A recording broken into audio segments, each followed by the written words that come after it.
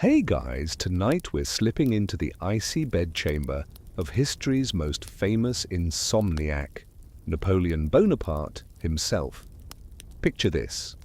It's 2 a.m. in the palace of the Tuileries, and while Paris sleeps under warm quilts, the Emperor of France is methodically arranging 3 specific blankets in his deliberately frigid bedroom, the temperature hovering at a bone-chilling 55 degrees Fahrenheit. You can almost hear the frost forming on the windows as he settles into what most people would consider a torture chamber. Yet, for Napoleon, this Arctic ritual was the secret to conquering Europe. You probably won't survive attempting his sleep schedule. Most modern humans would collapse within a week of his 4-hour nightly routine. So, before you get comfortable, take a moment to like the video and subscribe, but only if you genuinely enjoy what I do here. Drop a comment telling me where you're listening from and what time it is in your corner of the world. I love seeing our global community of night owls and insomniacs gather here. Now, dim the lights, maybe turn on a fan for that soft background. And let's ease into tonight's journey together. You're about to discover that Napoleon's relationship with sleep wasn't just unusual, it was revolutionary, literally and figuratively. While you toss and turn in your comfortable 70-degree bedroom, the little corporal was engineering a sleep system that would fuel 18 years of nearly constant warfare and political maneuvering. His obsession with cold air and precise blanket arrangements wasn't just personal preference, it was the foundation of an empire that stretched from Spain to Poland. Every night, without exception, Napoleon would enter his bedchamber and begin what his valets came to know as the ceremony. You watch him inspect the room temperature with the precision of a Swiss watchmaker, dismissing servants if the air felt even slightly warm. The man who could make split-second battlefield decisions would spend 15 minutes adjusting his sleeping environment. He'd personally test each of his 3 blankets, a light cotton sheet closest to his body, a wool blanket in the middle, and a heavy woolen coverlet on top. Each served a specific purpose in his thermal regulation system, and woe to the valet, who mixed up the order. Historians have documented that Napoleon typically retired between 10 p.m. and midnight, depending on pressing military or political matters, but his wake-up time remained religiously fixed at 2 a.m. You can imagine the palace staff tiptoeing through corridors in the pre-dawn darkness, knowing their emperor was already up, reviewing maps and dispatches while the rest of Europe dreamed peacefully. This wasn't the schedule of a madman, it was the calculated routine of someone who understood that sleep quality mattered more than quantity. The cold room requirement stemmed from Napoleon's belief that cool air sharpened his mind and prevented the sluggishness he associated with warm, sleeping environments.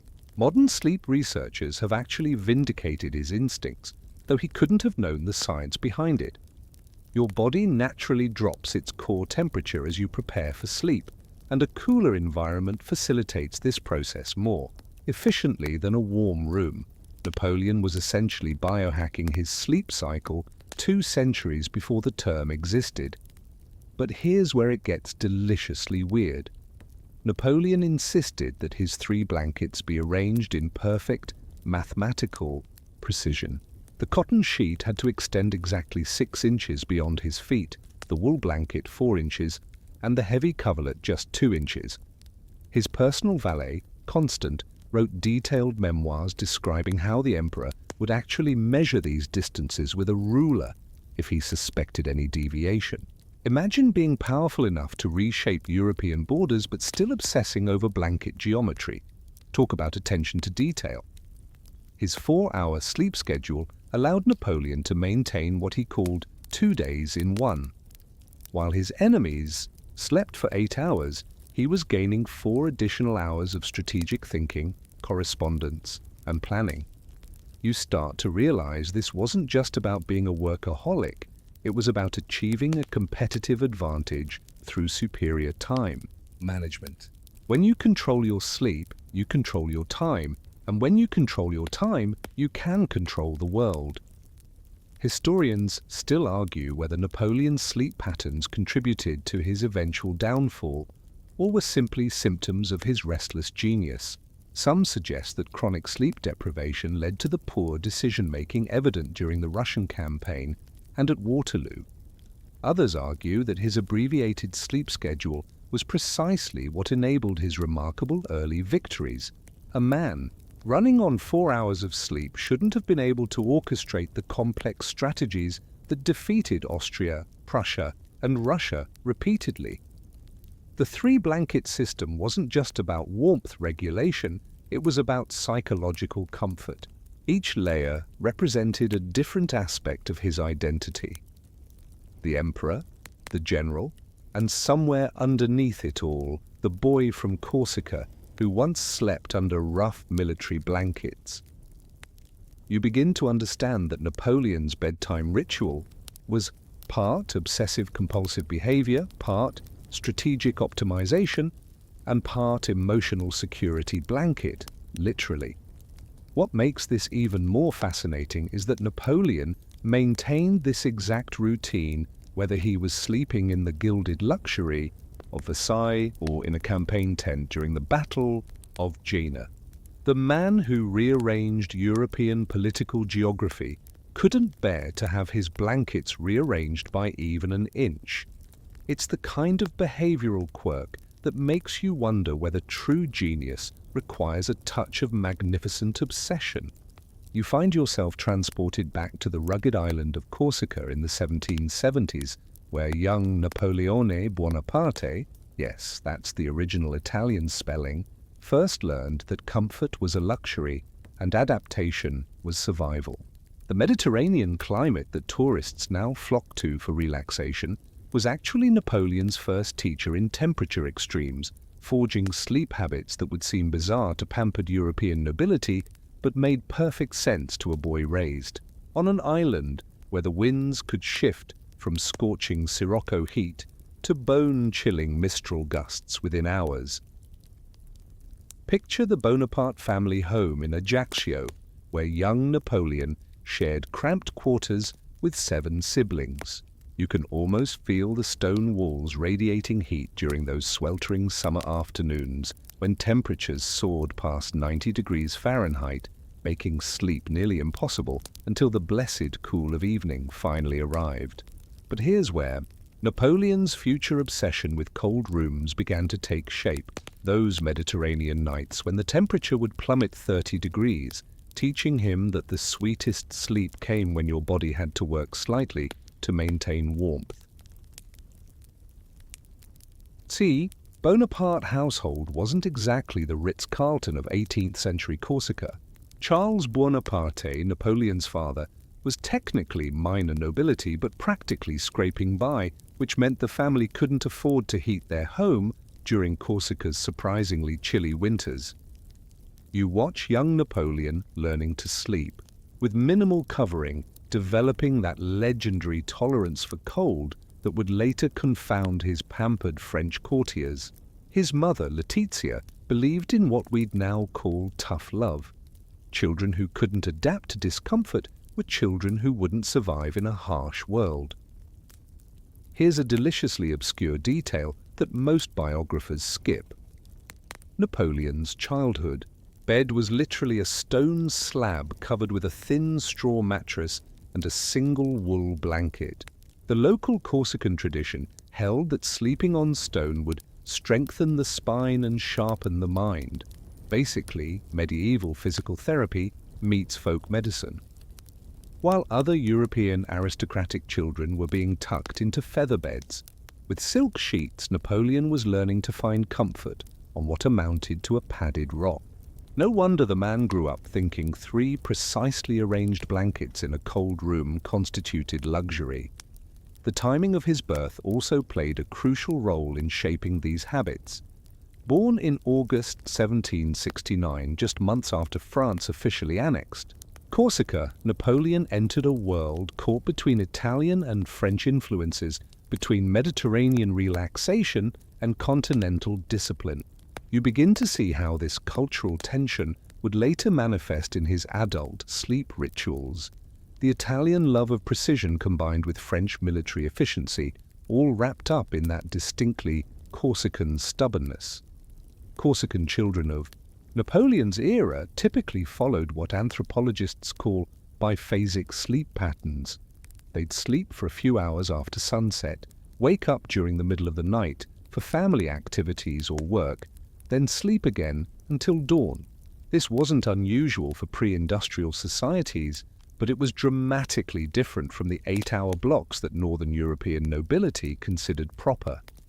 You can trace Napoleon's later 2 a.m. wake-up schedule directly back to these childhood rhythms where midnight wasn't bedtime, it was social time.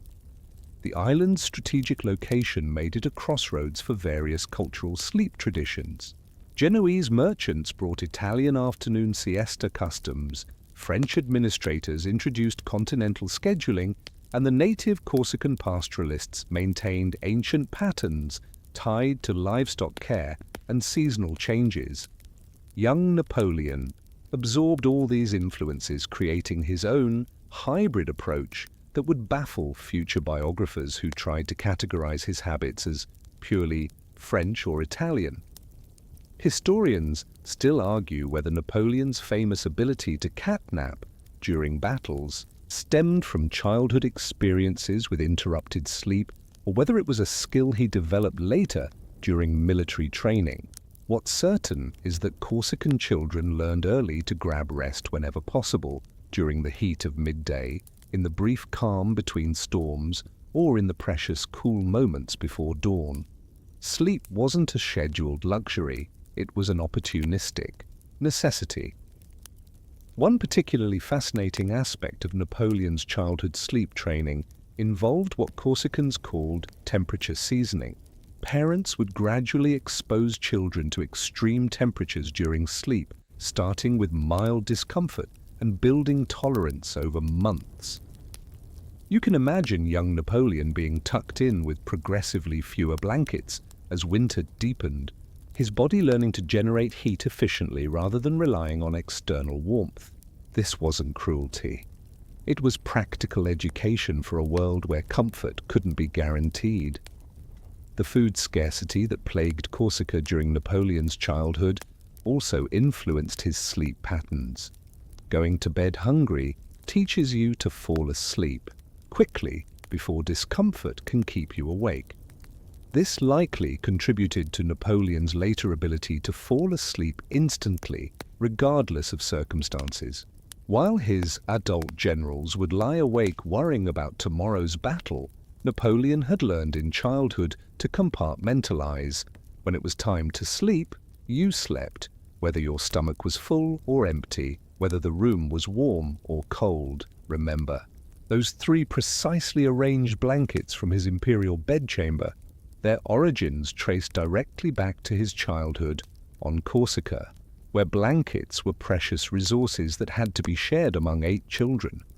Napoleon learned to maximize warmth efficiency through strategic layering, skills that served him well when sleeping in campaign tents across Europe. The boy who had to fight his siblings for adequate covering became the emperor who obsessed over blanket precision. Perhaps most importantly, Napoleon's Corsican upbringing taught him that sleep was a tool, not a pleasure. Mediterranean cultures understood that rest served function. Fishermen slept when seas were calm, farmers slept during the heat of day, soldiers slept between battles. You weren't supposed to enjoy sleep, you were supposed to use it efficiently. This utilitarian approach would later horrify French courtiers who viewed luxurious sleep as a mark of civilized society, but it gave Napoleon a competitive edge that helped conquer most of Europe. You fast forward through Napoleon's rise from Corsican artillery officer to emperor, and suddenly you're standing outside a campaign tent somewhere in the frozen wasteland of Eastern Europe, watching the most powerful man in the world argue with his quartermaster about tent ventilation in sub-zero temperatures. While his soldiers huddle around campfires desperately trying to stay warm, Napoleon is actually demanding that his tent flaps remain partially open to maintain his preferred sleeping temperature. You can practically see the steam rising from his frustrated staff as they realize their commander's bedroom preferences haven't adapted one bit to the realities of warfare. The logistics of maintaining Napoleon's three-blanket system during active military campaigns reads like something from a comedy sketch, except the fate of Europe hung in the balance. His personal baggage train included a dedicated sleep wagon that carried his precisely measured blankets, a portable thermometer for checking tent temperature, and even a folding bed frame that could be assembled to his exact specifications. While other generals traveled light, Napoleon's sleep requirements added an entire additional supply line to the Grande Armée. Talk about high-maintenance leadership. The man could reorganize continental governments but couldn't compromise on his bedtime routine.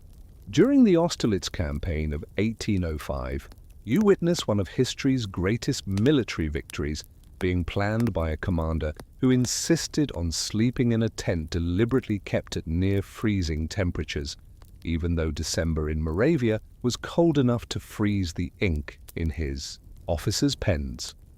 His aide-de-camp, General Rapp, wrote detailed accounts of how Napoleon would inspect his campaign tent each evening with the same obsessive attention he'd once given his imperial bedchamber.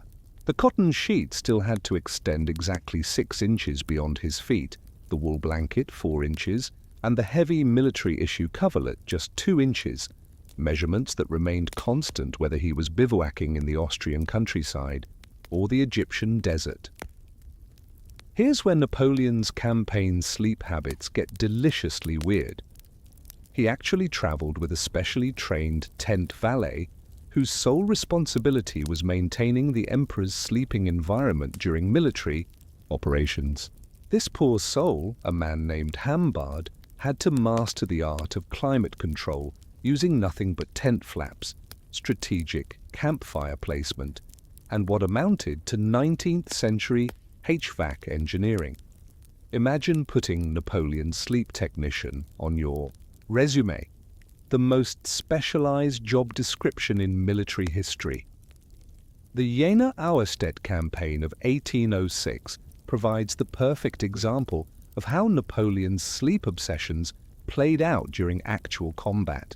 On the night before the decisive battle, while Prussian generals were probably getting their beauty sleep in warm quarters, Napoleon was camped in an open field, deliberately exposing himself to October's bitter wind.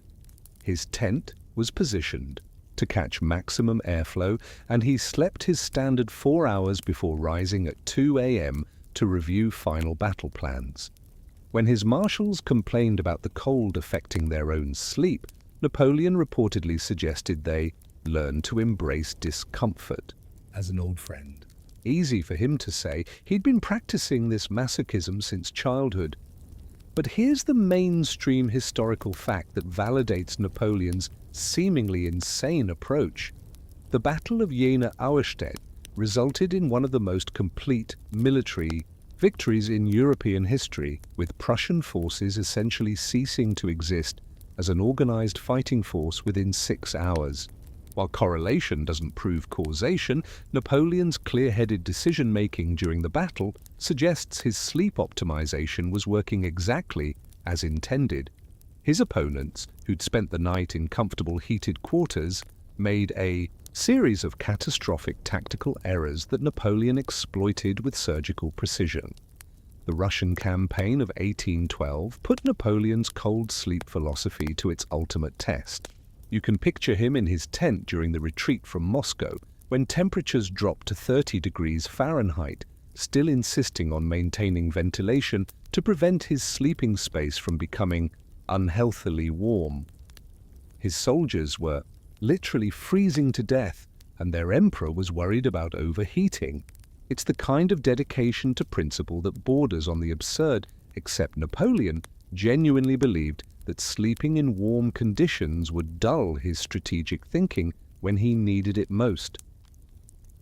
Historians still argue whether Napoleon's refusal to adapt his sleep habits during the Russian winter contributed to the disaster that befell the Grande Armée.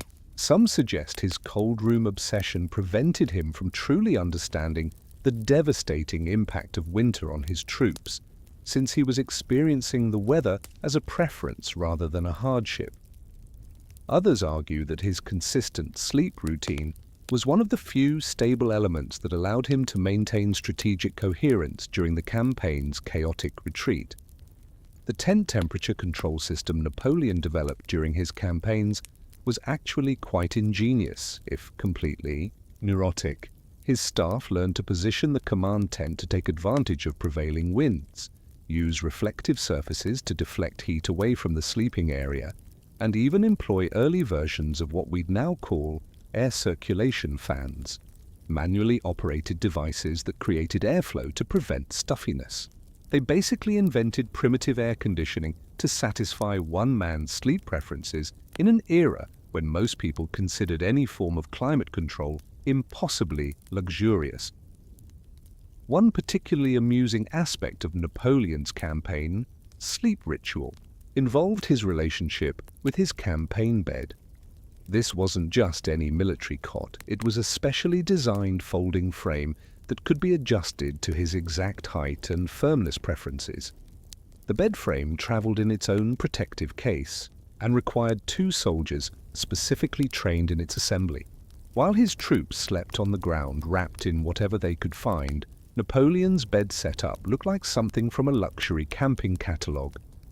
The man who proclaimed that an army marches on its stomach apparently also believed that generals conquered on properly calibrated sleeping surfaces. Remember that childhood training in temperature tolerance from his Corsican upbringing? During campaigns, you see how those early lessons paid off in ways that gave Napoleon genuine advantages over his opponents. While enemy commanders struggled with the discomfort of field conditions, Napoleon had been sleeping uncomfortably by choice for decades. Cold tents, hard surfaces, and irregular schedules were just Tuesday for someone who'd grown up treating comfort as weakness. The strategic implications of Napoleon's campaign's sleep habits extend beyond personal preference into genuine military innovation. By maintaining consistent sleep quality regardless of conditions, he could sustain higher cognitive performance during extended campaigns than commanders who let environmental factors disrupt their rest. His enemies often made increasingly poor decisions as campaigns dragged on and exhaustion accumulated, while Napoleon's rigid sleep discipline kept him sharp even during months of continuous warfare. You're about to dive deep into what Napoleon's personal staff privately called the textile tyranny, a blanket arrangement system so precise that grown men lost their livelihoods over misplaced wool fibers. Picture yourself as a newly hired valet in the Tuileries Palace being handed a detailed written manual that reads like engineering specifications rather than bedroom instructions. Layer 1. Belgian cotton sheeting, thread count 300, measuring exactly 84 inches in length and 60 inches in width, positioned to extend precisely 6 inches beyond the emperor's feet. Layer 2. Merino wool blanket from the imperial workshops, at Gobelins 78 inches by 56 inches, extending 4 inches past the foot of the bed. Layer 3. Heavy woolen coverlet in imperial blue, 76 inches by 54 inches, extending a mere 2 inches beyond the mattress edge. Get any of these measurements wrong by more than half an inch, and you'd be seeking employment elsewhere by morning. The mathematical precision of Napoleon's blanket system wasn't just obsessive-compulsive behavior, it was thermal engineering, disguised as bedtime ritual. That bottom cotton sheet served as moisture management, wicking away perspiration while providing a soft barrier between skin and wool. The middle merino layer functioned as primary insulation, trapping warm air while air remaining breathable enough to prevent overheating.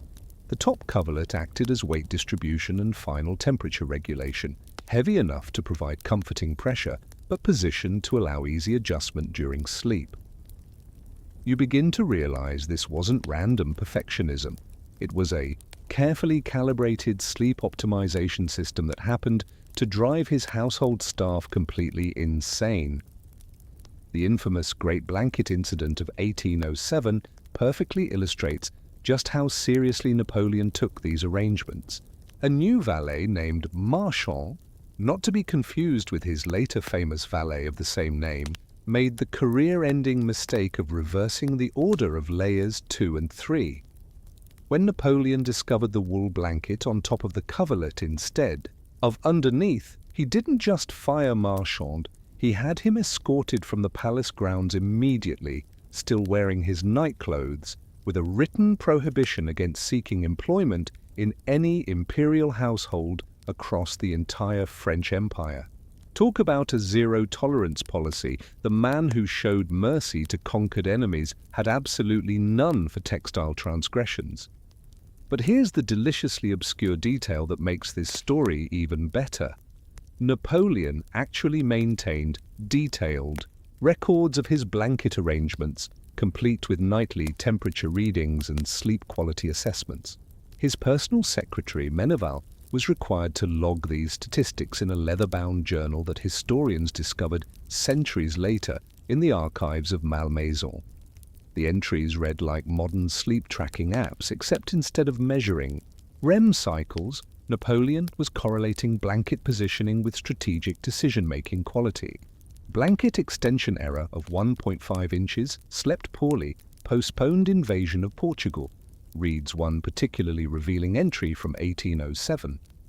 The blanket hierarchy reflected Napoleon's deeper psychological need for absolute control over his environment. Remember that childhood in Corsica where he had to fight siblings for adequate covering? Now imagine having the power to ensure that never happened again, except taken to completely ridiculous extremes.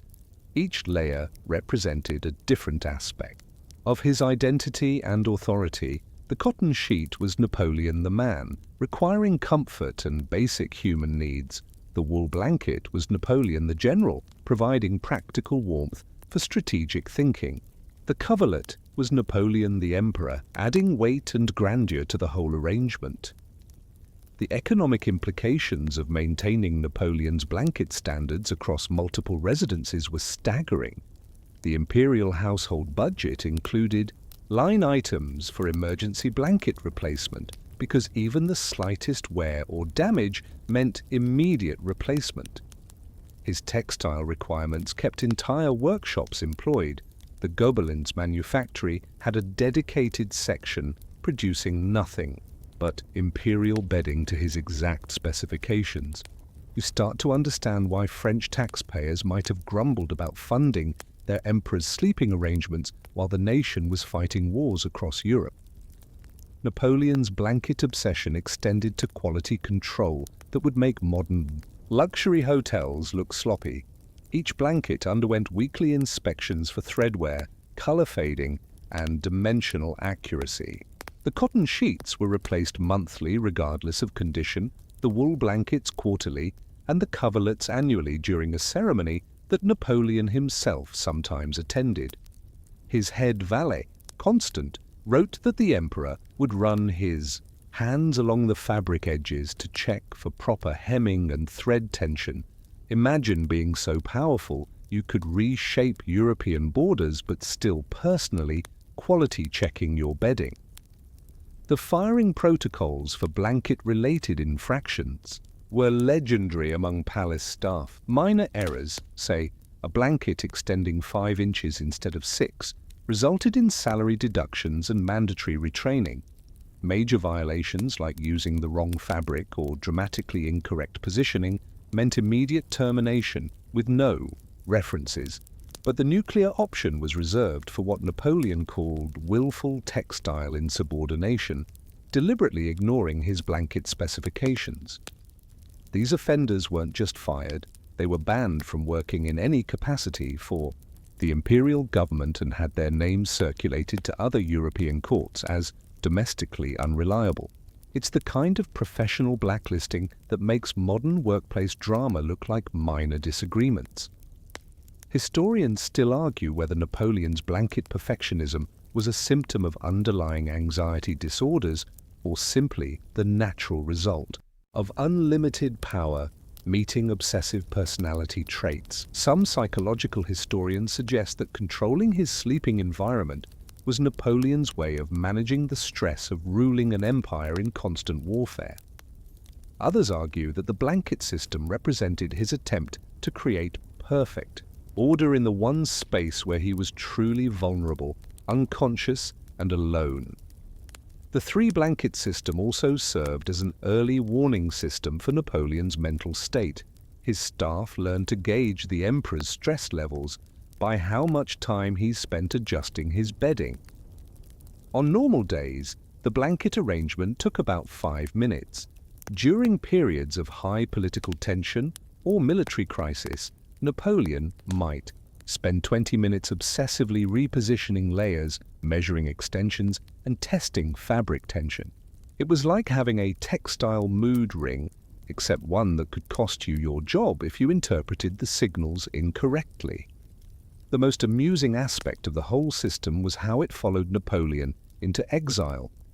Even on Elba, with dramatically reduced staff and resources, he still attempted to maintain his three-blanket hierarchy. The island's limited textile options meant compromises that visibly frustrated him. Local wool was coarser than his preferred merino, and the cotton available was barely adequate for imperial standards. You can picture the former emperor of France measuring blanket extensions with a ruler while his British guards watched in bewilderment, probably wondering if all French leaders were this particular about their bedtime arrangements. You step into the realm of 19th century medical understanding, where Napoleon's obsession with cold sleeping environments was considered not just eccentric, but potentially dangerous by the physicians of his era. The standard medical wisdom of the time held that sleeping in cold air would lead to consumption, pneumonia, and various vaporous disorders that could prove fatal. Yet Napoleon persisted with his 55-degree Fahrenheit bedroom requirement, unknowingly practicing what modern sleep science would eventually validate as optimal thermal regulation for cognitive performance. His personal physician, Jean-Nicolas Corvisart, spent years trying to convince the emperor that warmer sleeping conditions would improve his health, completely unaware that his patient was accidentally conducting the world's first long-term experiment in temperature-controlled sleep optimization. The physiological mechanisms behind Napoleon's cold room preference involve your body's natural circadian rhythm and core temperature regulation. As you prepare for sleep, your body temperature naturally drops by about 2 degrees Fahrenheit, signaling to your brain that it's time to enter rest mode. Napoleon's artificially cooled bedroom essentially accelerated and enhanced this natural process, allowing him to fall asleep faster and achieve deeper sleep phases more quickly than if he'd been sleeping in the warm, stuffy chambers preferred by European nobility. While his contemporaries were tossing and turning in overheated bedrooms, fighting their body's natural cooling process, Napoleon was working with his biology rather than against it. Modern sleep researchers have discovered that the optimal sleep temperature range falls between 60 and 67 degrees Fahrenheit, with most people achieving their best sleep quality at around 65 degrees. Napoleon's preference for 55 degrees was actually 10 degrees below the ideal range, but here's where his three-blanket system becomes brilliant. Those carefully layered textiles created a microclimate around his body that maintained perfect thermal comfort, while his respiratory system breathed the crisp, oxygen-rich air of his cooled chamber. It's like he accidentally invented a primitive version of modern cooling mattresses and climate-controlled bedrooms, except he was doing it with wool blankets and strategic window placement. The cognitive performance benefits of Napoleon's temperature-controlled sleep become apparent when you examine his documented mental acuity during various campaigns. Historical records show that his strategic decision-making was consistently sharpest during winter campaigns when ambient temperatures naturally supported his preferred sleeping conditions. the devastating efficiency of his tactical thinking during battles like Austerlitz and Jena occurred after nights spent sleeping in naturally cold environments that perfectly matched his bedroom preferences. Meanwhile, during summer campaigns in places like Egypt and southern Italy, contemporary accounts describe Napoleon as more irritable and prone to strategic errors, possibly because the heat prevented him from achieving his optimal sleep temperature. Here's a deliciously obscure medical detail from Napoleon's era. His court physicians regularly prescribed warming tonics and heated sleeping chambers for various ailments, believing that cold air during sleep would congeal the blood and thicken the humors. Dr. Corvisart actually wrote a formal medical recommendation suggesting that Napoleon's cold sleeping habits were contributing to his documented stomach problems and recommended immediate conversion to a heated bedroom. Napoleon's response was characteristically diplomatic. He thanked his physician for the advice and then promptly ignored it for the next 15 years. Talk about being ahead of your time. The guy was practicing evidence-based sleep medicine before the evidence even existed. The impact of Napoleon's temperature preference on his famous 4-hour sleep schedule becomes clearer when you understand how thermal regulation affects sleep architecture. In cooler environments, your body spends less energy maintaining optimal core temperature, allowing more physiological resources to be devoted to actual restorative sleep processes. This means Napoleon was probably getting more actual rest per hour than someone sleeping 8 hours in a warm room. His abbreviated sleep schedule worked because each hour was incredibly efficient, like running a high-performance engine that burns fuel cleanly versus an older model that wastes energy through poor thermal management. Napoleon's bedroom temperature wasn't just about personal comfort, it was about maximizing the limited time he allocated for rest. Remember, this was a man trying to run an empire, fight multiple wars, and reorganize European legal systems simultaneously. He couldn't afford to waste time on inefficient sleep, so he optimized every variable he could control. The 55-degree temperature wasn't arbitrary. It was the result of years of experimentation to find the exact point where he could fall asleep instantly, sleep deeply, and wake up mentally sharp. It's the kind of life optimization that modern biohackers spend thousands of dollars trying to achieve with fancy sleep-tracking devices and climate-controlled mattresses. The oxygen density in Napoleon's cold bedrooms also played a crucial role in his cognitive performance. Cool air contains more oxygen molecules per cubic foot than warm air, meaning each breath delivered more fuel to his brain during sleep. While this difference might seem negligible, over the course of 4 hours of sleep, the cumulative effect was significant.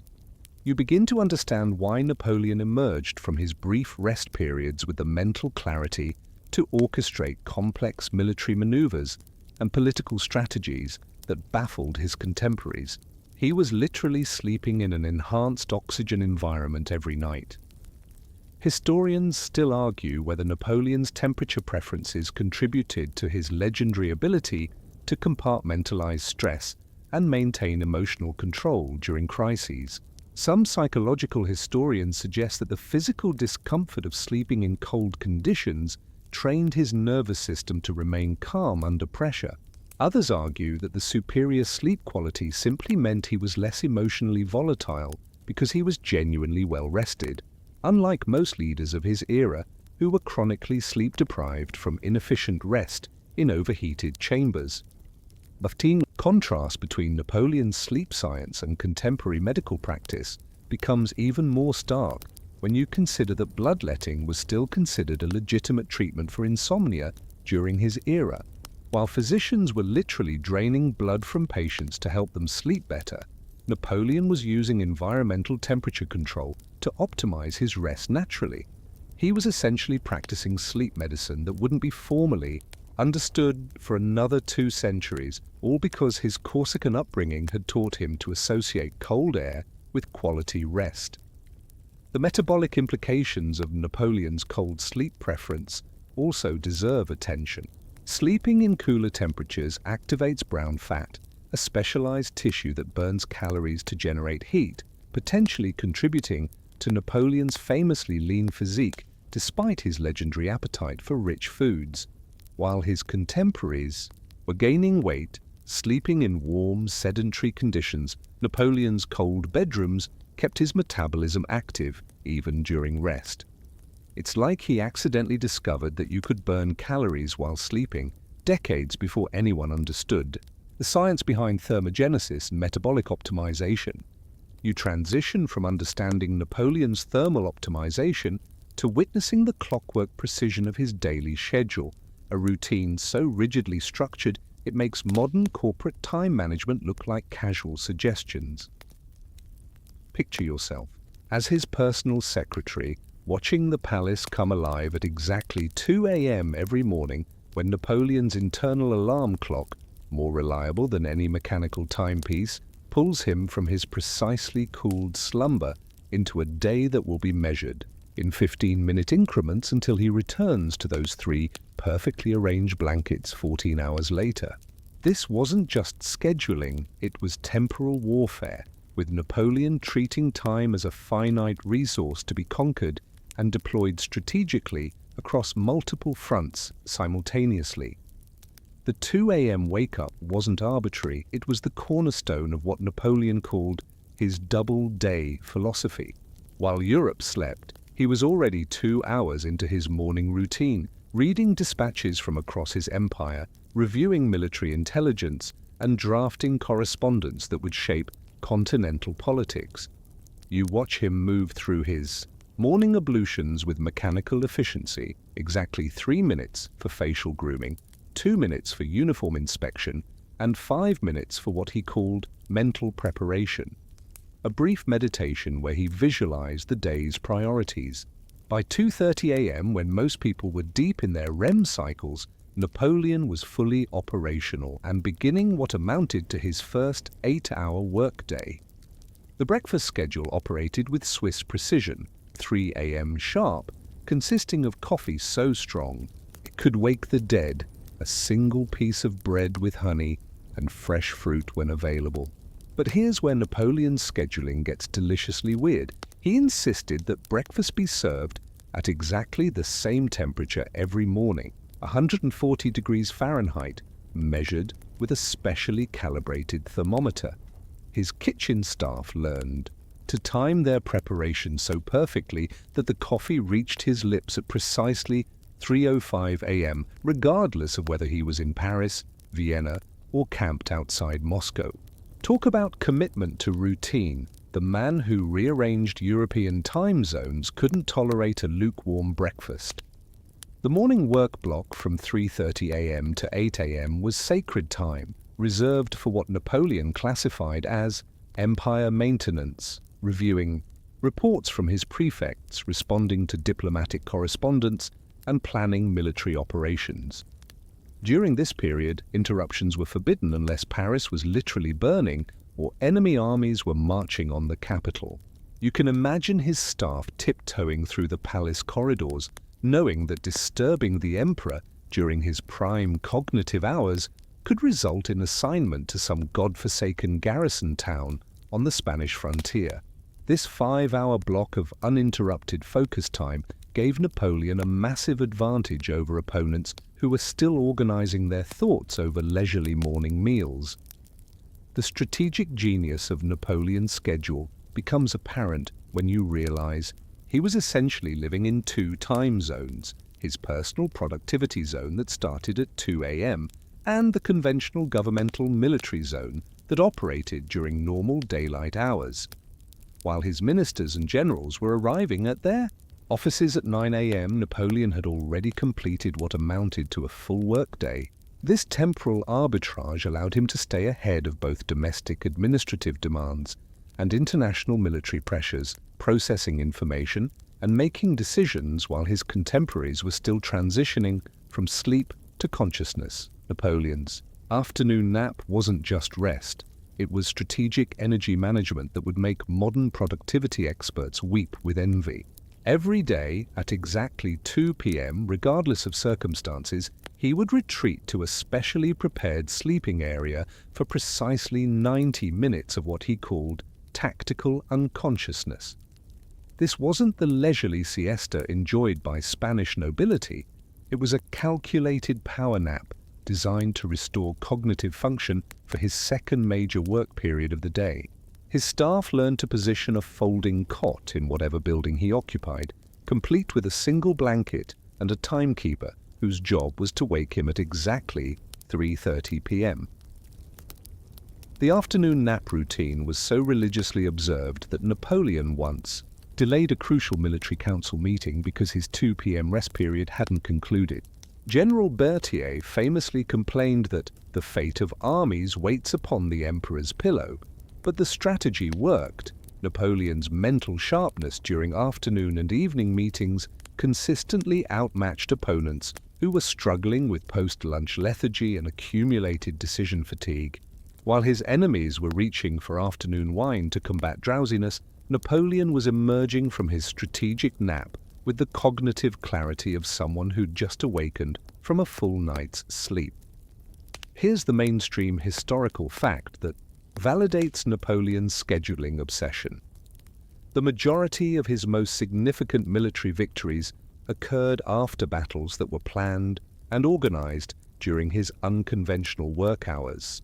The Battle of Rivoli, Austerlitz, and Jena were all conceived during those early morning planning sessions when his mind was fresh and his competitors were unconscious. His ability to outthink opponents wasn't just about natural intelligence. It was about having more quality thinking time than anyone else on the continent. The evening work period from 4 p.m. to 10 p.m. followed the same rigid structure as his morning routine, but with different priorities. This block was reserved for empire, expansion, military planning, diplomatic negotiations, and administrative innovations. Napoleon's energy levels during evening meetings were legendary among his staff, who often struggled to keep pace with an emperor who was essentially running his second consecutive 8-hour workday, while they were fading from their first. You start to realize that his temporal advantage wasn't just about sleeping less. It was about maximizing the quality and strategic timing of his conscious hours.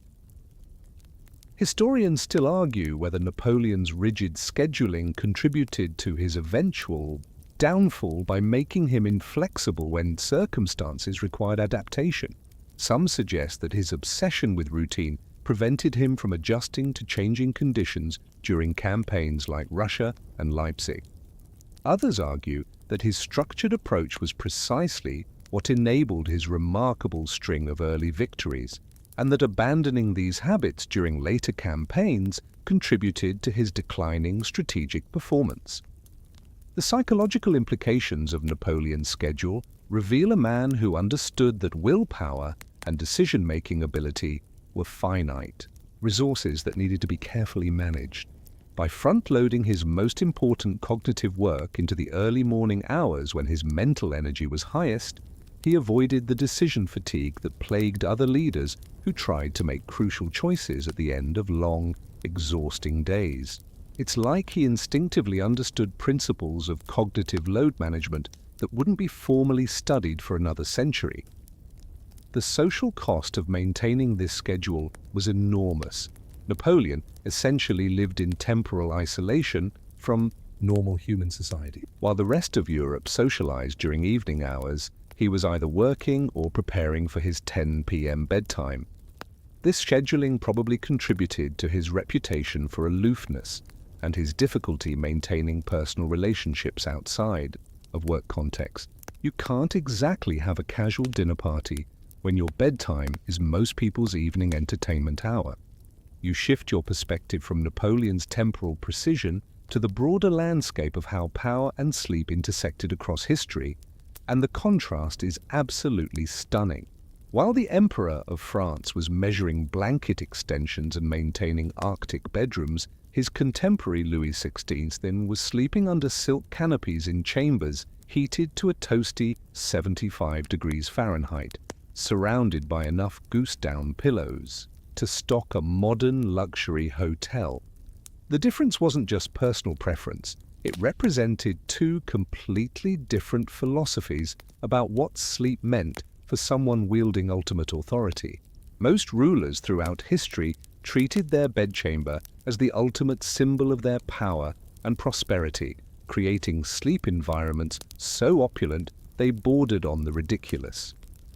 Picture yourself touring the sleeping quarters of European royalty during Napoleon's era, and you'll understand why his cold room obsession seemed genuinely insane to his contemporaries. The Austro-Hungarian Emperor Francis II maintained bedroom temperatures warm enough to grow tropical plants, complete with heated marble floors and tapestries so thick they functioned as insulation. Meanwhile, Tsar Alexander I of Russia, ironic, given his country's climate, slept in chambers kept at Mediterranean warmth levels, with specially imported Italian craftsmen maintaining a complex system of heated air ducts throughout his St. Petersburg palace. These weren't just bedrooms, they were climate-controlled monuments to comfort that required small armies of servants to maintain. The contrast becomes even more dramatic when you examine the sleeping habits of Frederick the Great of Prussia, Napoleon's intellectual predecessor in military innovation. Frederick maintained what historians diplomatically describe as sybaritic sleeping conditions, essentially a bedroom designed for maximum sensual pleasure rather than strategic optimization. His chambers at Sanssouci Palace featured heated floors, warming pans placed between silk sheets before bedtime, and even heated chamber pots to avoid any possible cold shock during nighttime necessities. The man who modernized Prussian military tactics apparently believed that commanders needed to be pampered like hothouse flowers when unconscious. Here's a deliciously obscure comparison that illustrates just how unusual Napoleon's approach was. Catherine the Great of Russia actually employed a bedroom warming specialist whose full-time job involved maintaining optimal comfort temperatures in her sleeping quarters year-round. This position, which paid more than most military officers earned, required expertise in fireplace management, air circulation, and what amounted to 18th century HVAC engineering. Catherine's ideal sleeping temperature was reportedly 78 degrees Fahrenheit, 23 degrees warmer than Napoleon's preferred Arctic environment. While she was conquering territory for Russia, she was doing it after 8 hours of sleep in what amounted to a luxurious sauna. The American perspective on leadership sleep habits adds another fascinating dimension to this comparison. George Washington, despite leading a revolutionary army through brutal winter conditions, maintained a personal sleeping environment at Mount Vernon that prioritized warmth and comfort over the Spartan conditions his troops endured. His bedroom featured multiple fireplaces, heavy woolen bed curtains, and enough quilted bedding to survive a Virginia winter in complete comfort. You start to realize that Napoleon's willingness to subject himself to the same environmental hardships he expected from his soldiers was genuinely unusual among leaders of any era. Even more amusing is the documented sleep routine of King George III of England, Napoleon's primary adversary during much of his career. The monarch who presided over Britain's war against France required bedroom temperatures so warm that visitors complained about entering a tropical miasma upon crossing the threshold. His sleeping quarters at Windsor Castle were maintained by a team of servants who worked in shifts to ensure continuous warmth, complete with bed-warming pans filled with hot coals that were rotated throughout the night. Imagine the irony. While Napoleon was conquering Europe, sleeping in deliberately cold conditions, his main enemy needed artificial tropical conditions just to fall asleep. The historical preference for warm sleeping environments among rulers stemmed from both practical and symbolic considerations that made Napoleon's cold room obsession seem genuinely revolutionary. Warm bedrooms represented control over the environment, luxury that separated royalty from common people who couldn't afford heating, and medical beliefs that associated cold air with illness and death. When most of your subjects were sleeping, In unheated hovels, maintaining a warm palace bedroom wasn't just comfort, it was a daily demonstration of power over the natural world. Napoleon's rejection of this luxury sent a completely different message about the relationship between leadership and personal comfort. The medical establishment of the era unanimously supported warm sleeping conditions for anyone who could afford them, making Napoleon's cold room preference seem not just eccentric, but potentially suicidal. Court physicians across Europe prescribed heated bedrooms as treatment for everything from melancholia to digestive disorders, believing that warm air during sleep promoted healthy circulation and prevented the thickening of humors that supposedly caused illness. Napoleon's personal physician wasn't unusual in recommending warmer sleeping conditions. He was following standard medical practice of the era. Historians still argue whether the preference for warm sleeping environments among most historical leaders reflected genuine physiological needs or simply cultural expectations about what constituted appropriate royal behavior. Some suggest that rulers who grew up in heated palaces never developed the cold tolerance that Napoleon acquired during his Corsican childhood. Others argue that warm bedrooms were simply part of the performance of monarchy, visible demonstrations of wealth and power that cold Spartan sleeping quarters couldn't provide. The economic implications of maintaining warm royal bedchambers were staggering compared to Napoleon's relatively simple cold room requirements. Louis XVI's sleeping quarters at Versailles required a dedicated staff of 12 servants working around the clock to maintain optimal temperature and humidity levels. The fuel costs alone for heating royal bedrooms across Europe during winter months consumed substantial portions of national budgets. Meanwhile, Napoleon's bedroom requirements consisted of opening windows and arranging 3 blankets, probably the most cost-effective royal sleeping arrangement in European history. The social rituals surrounding royal bedtimes also differed dramatically from Napoleon's efficient approach. Most European courts maintained elaborate bedchamber ceremonies where nobles competed for the privilege of attending the monarch's retirement and awakening. These events, which could last for hours, served important political functions, but represented exactly the kind of time-wasting protocol that Napoleon found intolerable. While his contemporaries were performing their bedtime theatres for court audiences, he was already asleep in his efficiently cooled chamber, banking those extra hours for strategic thinking. The contrast extends to non-European leaders as well, highlighting how unusual Napoleon's approach was on a global scale. The Ottoman Sultan Mahmud II maintained sleeping quarters so luxuriously heated that European diplomats complained about fainting during audience chambers held near his private apartments. Chinese Emperor Jia Qing employed elaborate bedroom warming systems that used heated stones and specialized textiles to maintain tropical conditions even during Beijing's harsh winters. Napoleon's cold room preference wasn't just unusual among European leaders, it was virtually unique among rulers worldwide. You pivot from comparing Napoleon's sleep habits with his pampered contemporaries to examining the physical toll and unexpected benefits of his Arctic bedroom philosophy, and the picture that emerges is both fascinating and troubling.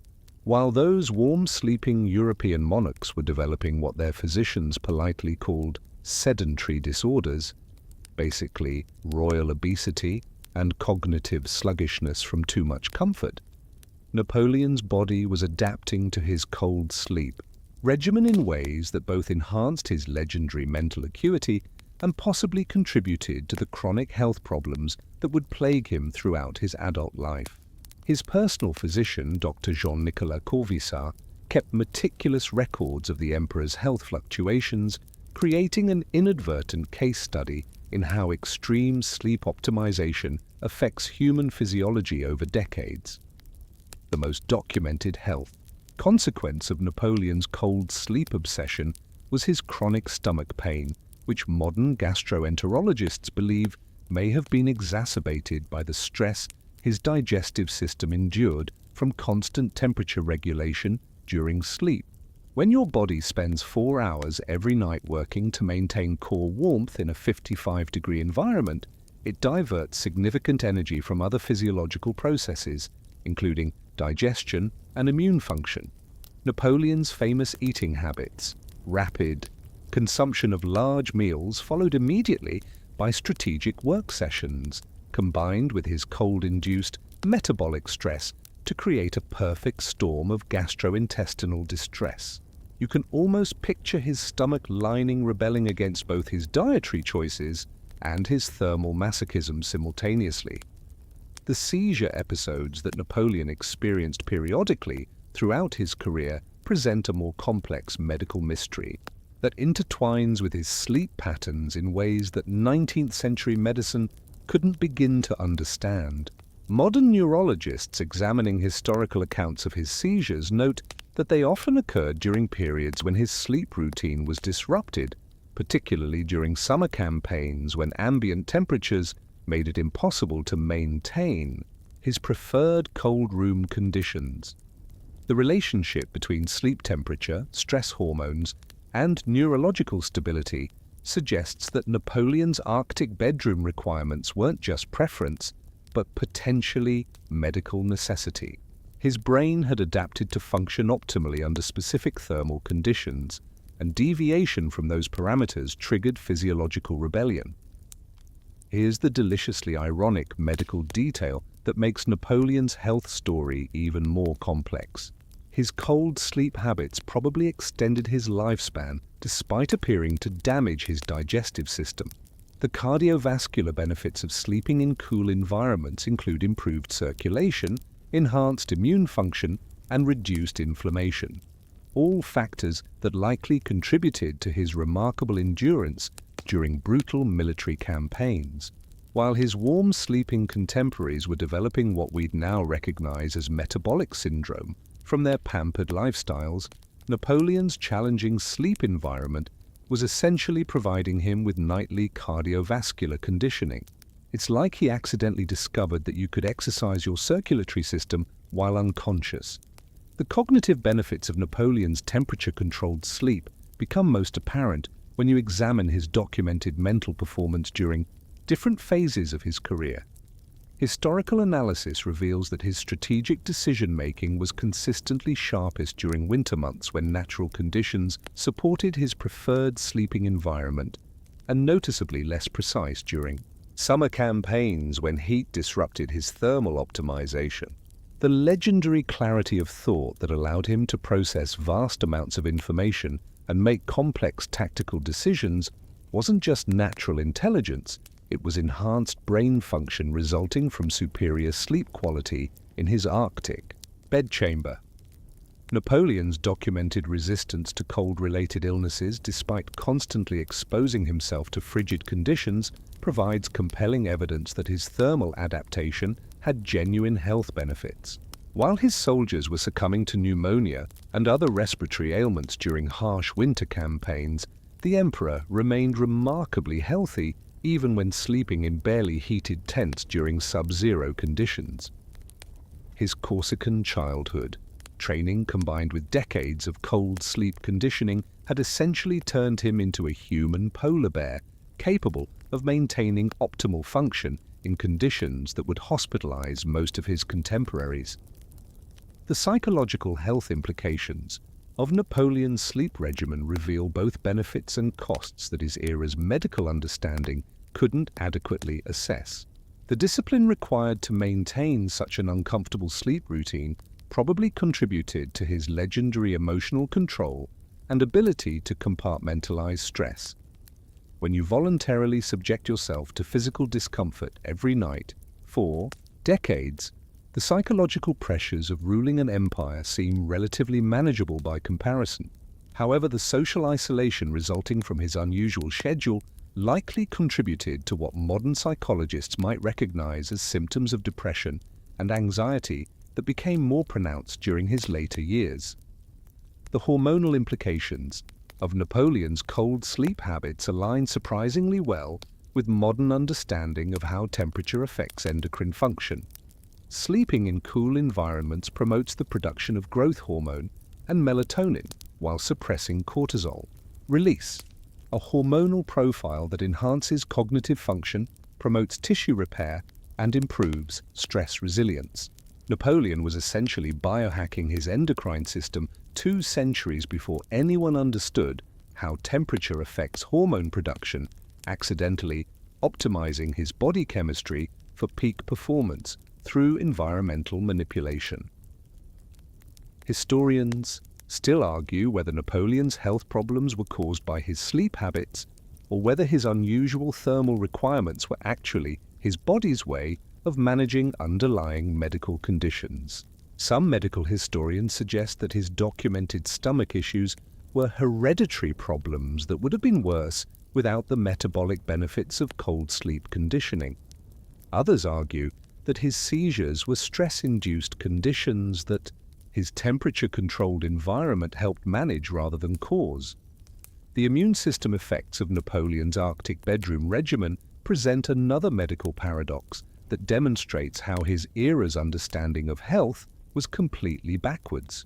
While his physicians worried that cold air would make him susceptible to illness, modern immunology reveals that controlled cold exposure actually strengthens immune function by activating brown fat tissue and promoting the production of protective, white blood cells. Napoleon's ability to remain healthy during campaigns that decimated his armies wasn't just good luck. It was the result of decades of inadvertent immune system conditioning through thermal stress.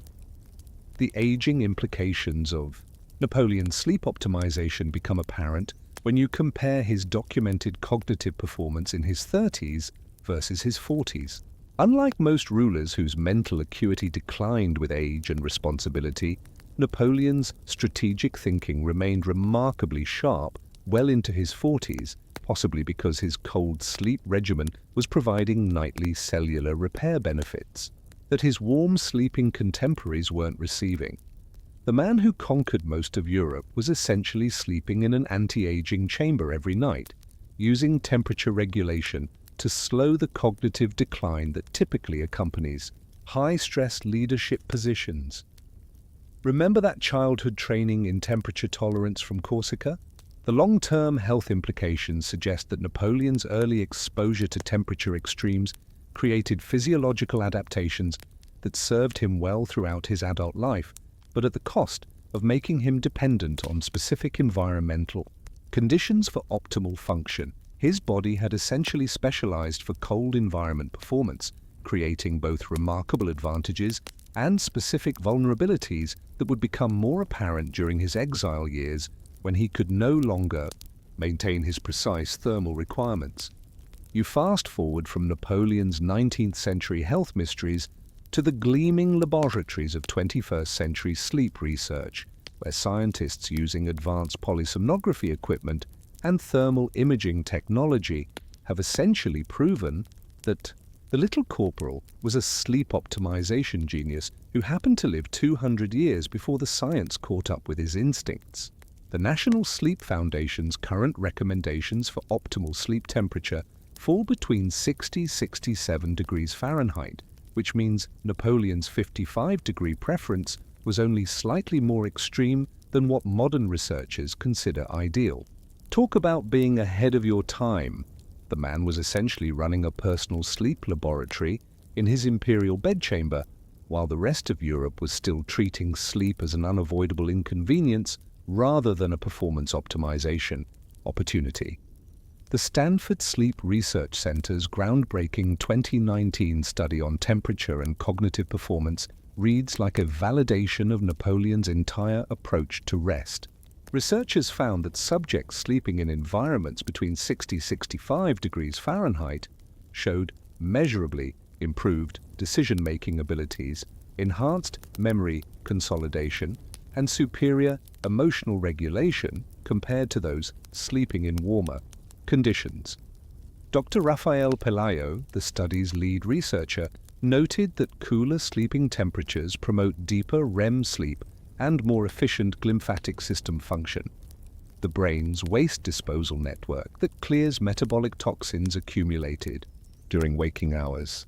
Napoleon was essentially giving his brain a nightly detox treatment that his warm sleeping contemporaries never received.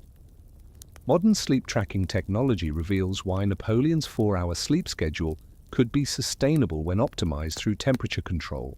Sleep efficiency measurements show that people sleeping in ideal thermal conditions can achieve 85–90% sleep efficiency, meaning they spend almost their entire time in bed actually sleeping rather than tossing and turning.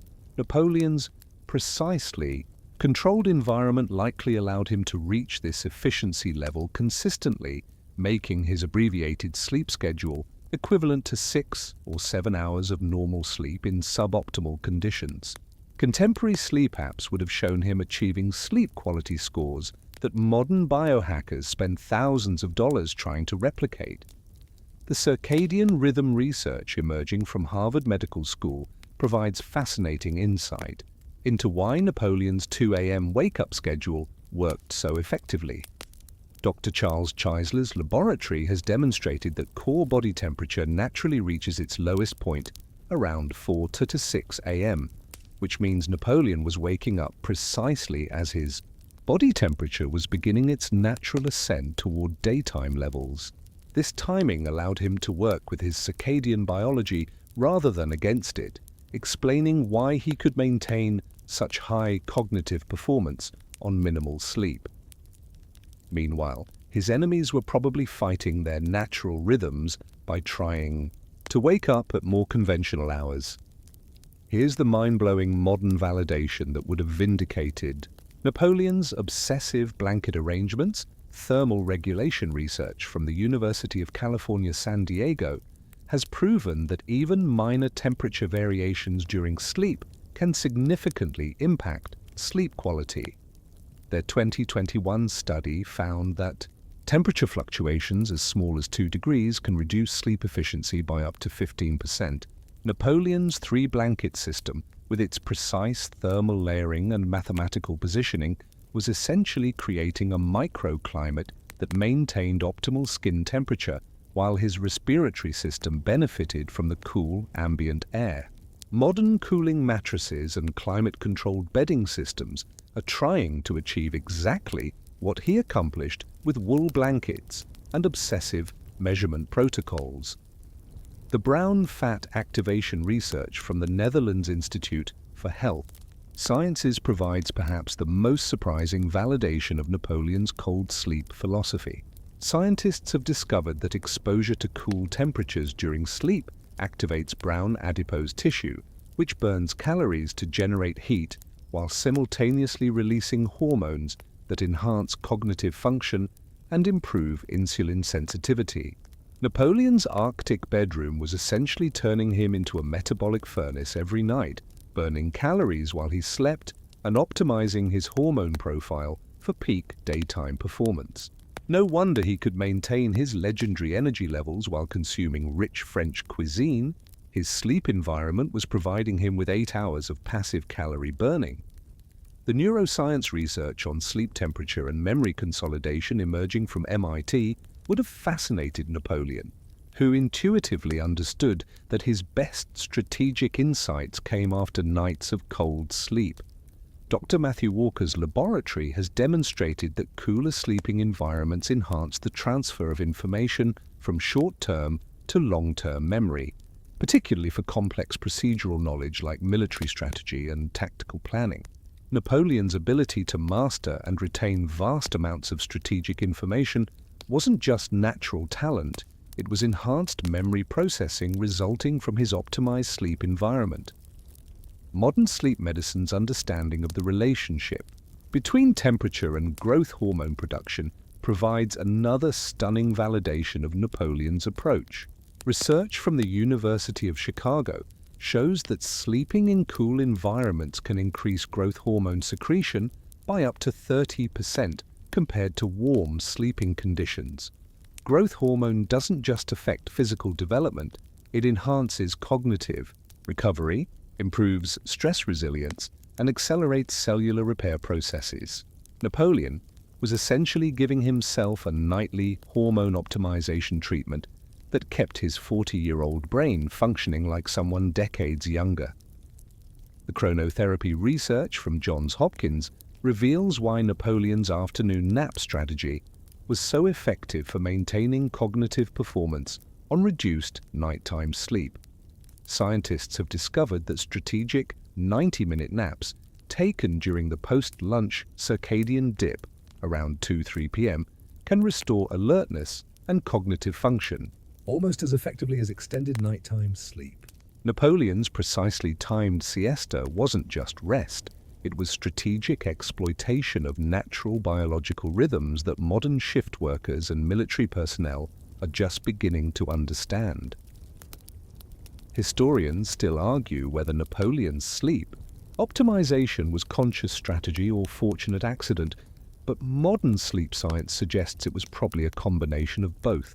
His Corsican upbringing provided the foundation for temperature tolerance. His military experience taught him the value of efficient rest, and his obsessive personality drove him to systematically optimize every variable he could control.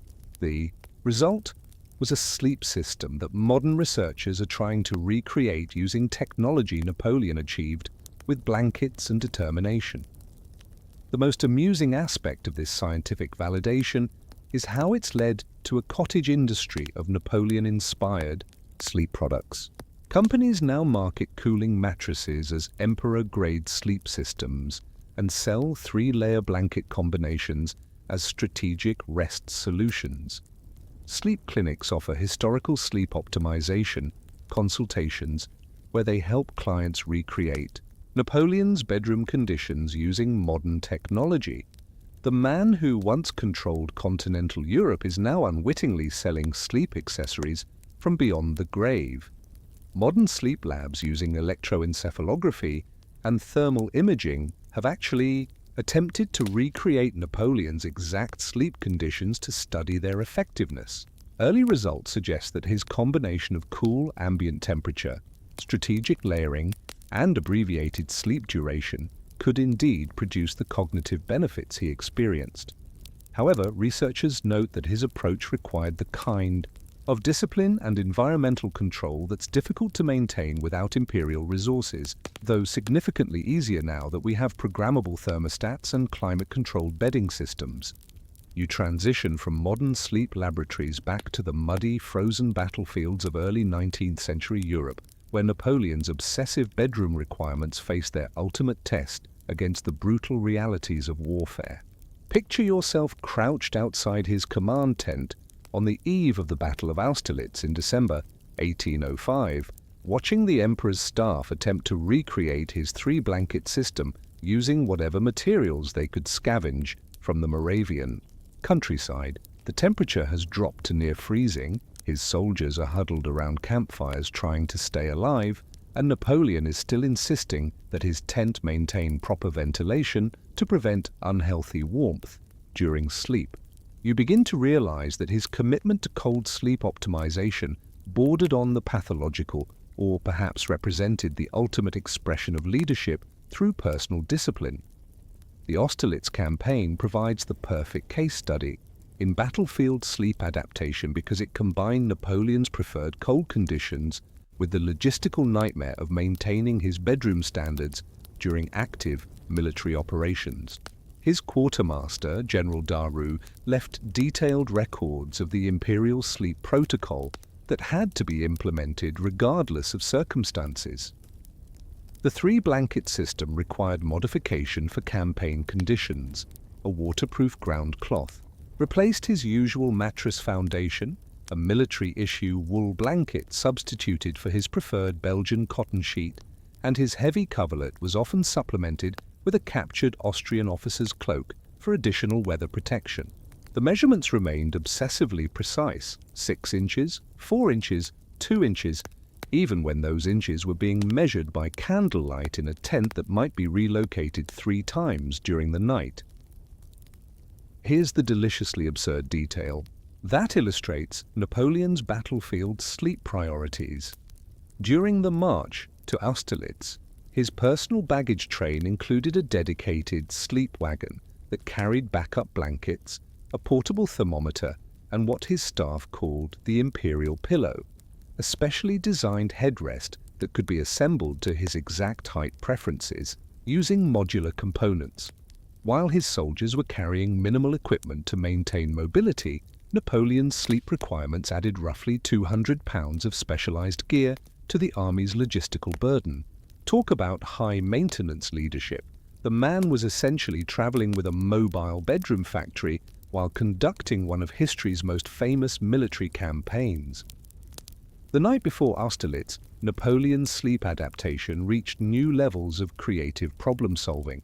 With ambient temperatures hovering around 25 degrees Fahrenheit, his tent couldn't be kept warm enough for normal human comfort, but it was still too warm for his cold sleep preferences. His solution was characteristically extreme. He had his tent positioned on a small hilltop to maximize wind exposure, with two sides left partially open to create a cross breeze that would maintain his preferred thermal environment.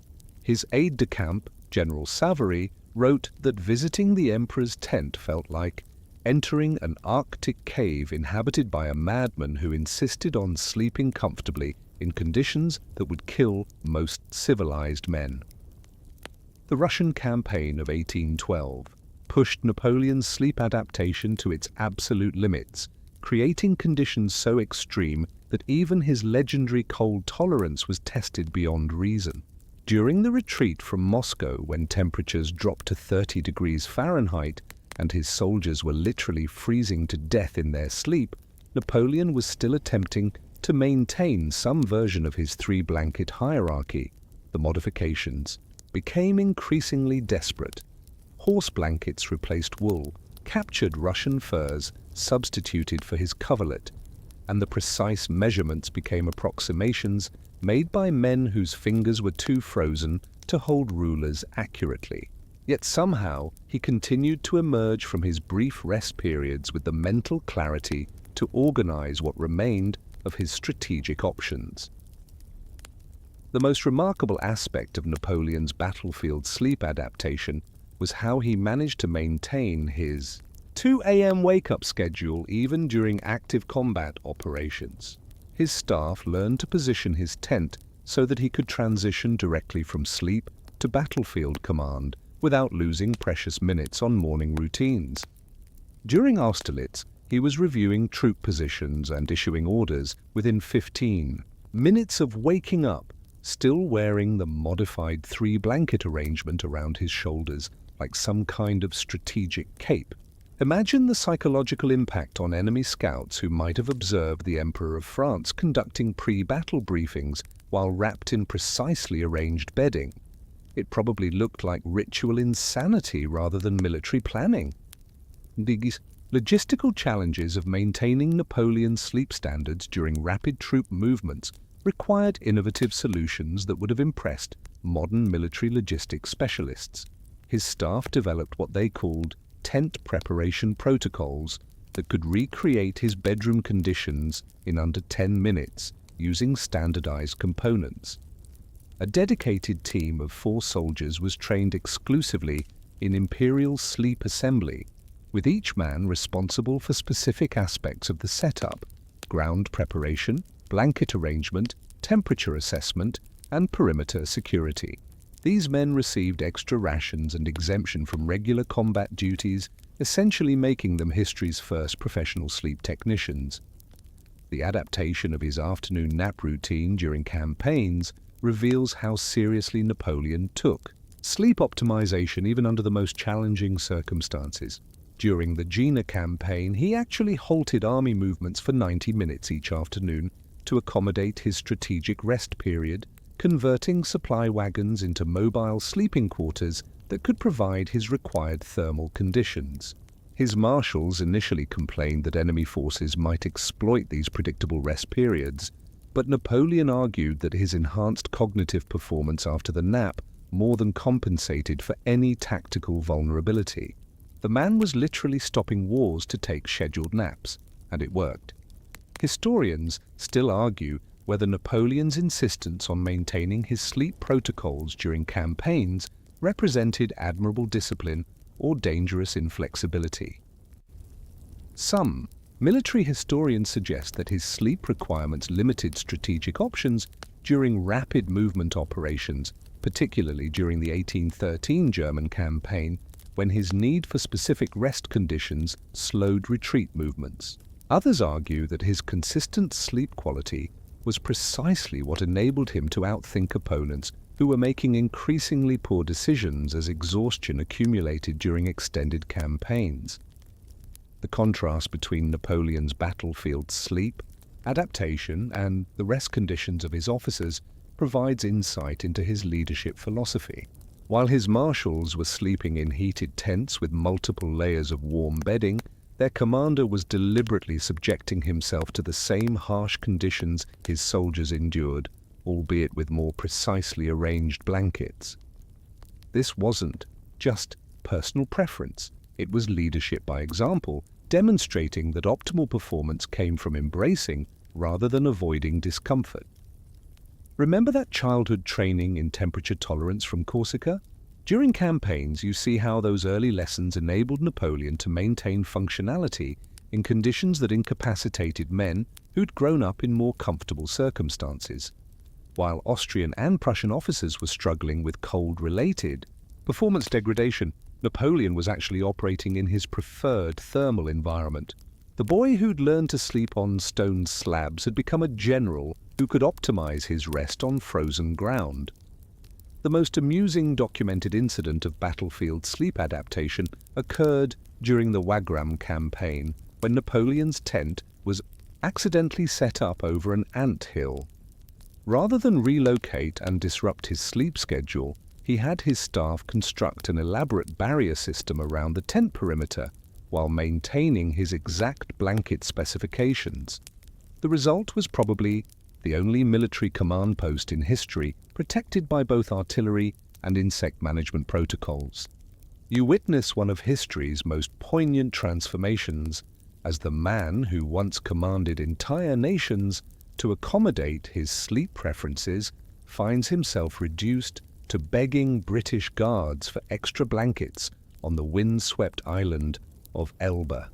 The transition from emperor to exile represents more than just political downfall. It's the complete dismantling of a sleep optimization system that had sustained Napoleon through 2 decades of continental warfare. Picture him in March 1814, standing in the modest Villa dei Mulini, staring at a simple wooden bed that couldn't be adjusted to his specifications, in a room whose temperature he couldn't control, with blankets that bore no resemblance to his precisely measured imperial trilogy. For the first time in his adult life, Napoleon's sleep environment was determined by someone else's priorities, and the psychological impact was devastating. The British authorities overseeing Napoleon's exile on Elba seemed almost deliberately obtuse about his sleep requirements, either from ignorance or subtle psychological warfare. They provided him with standard military-issue bedding that would have been luxurious for common soldiers, but represented torture for someone accustomed to mathematically precise thermal regulation. The bed frame was too short for proper blanket.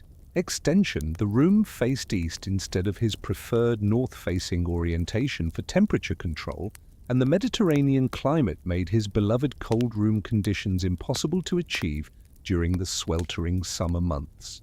You can imagine his frustration as he tried to explain to bewildered British officers why the temperature of his bedroom mattered more to him than the quality of his meals or the size of his allowance.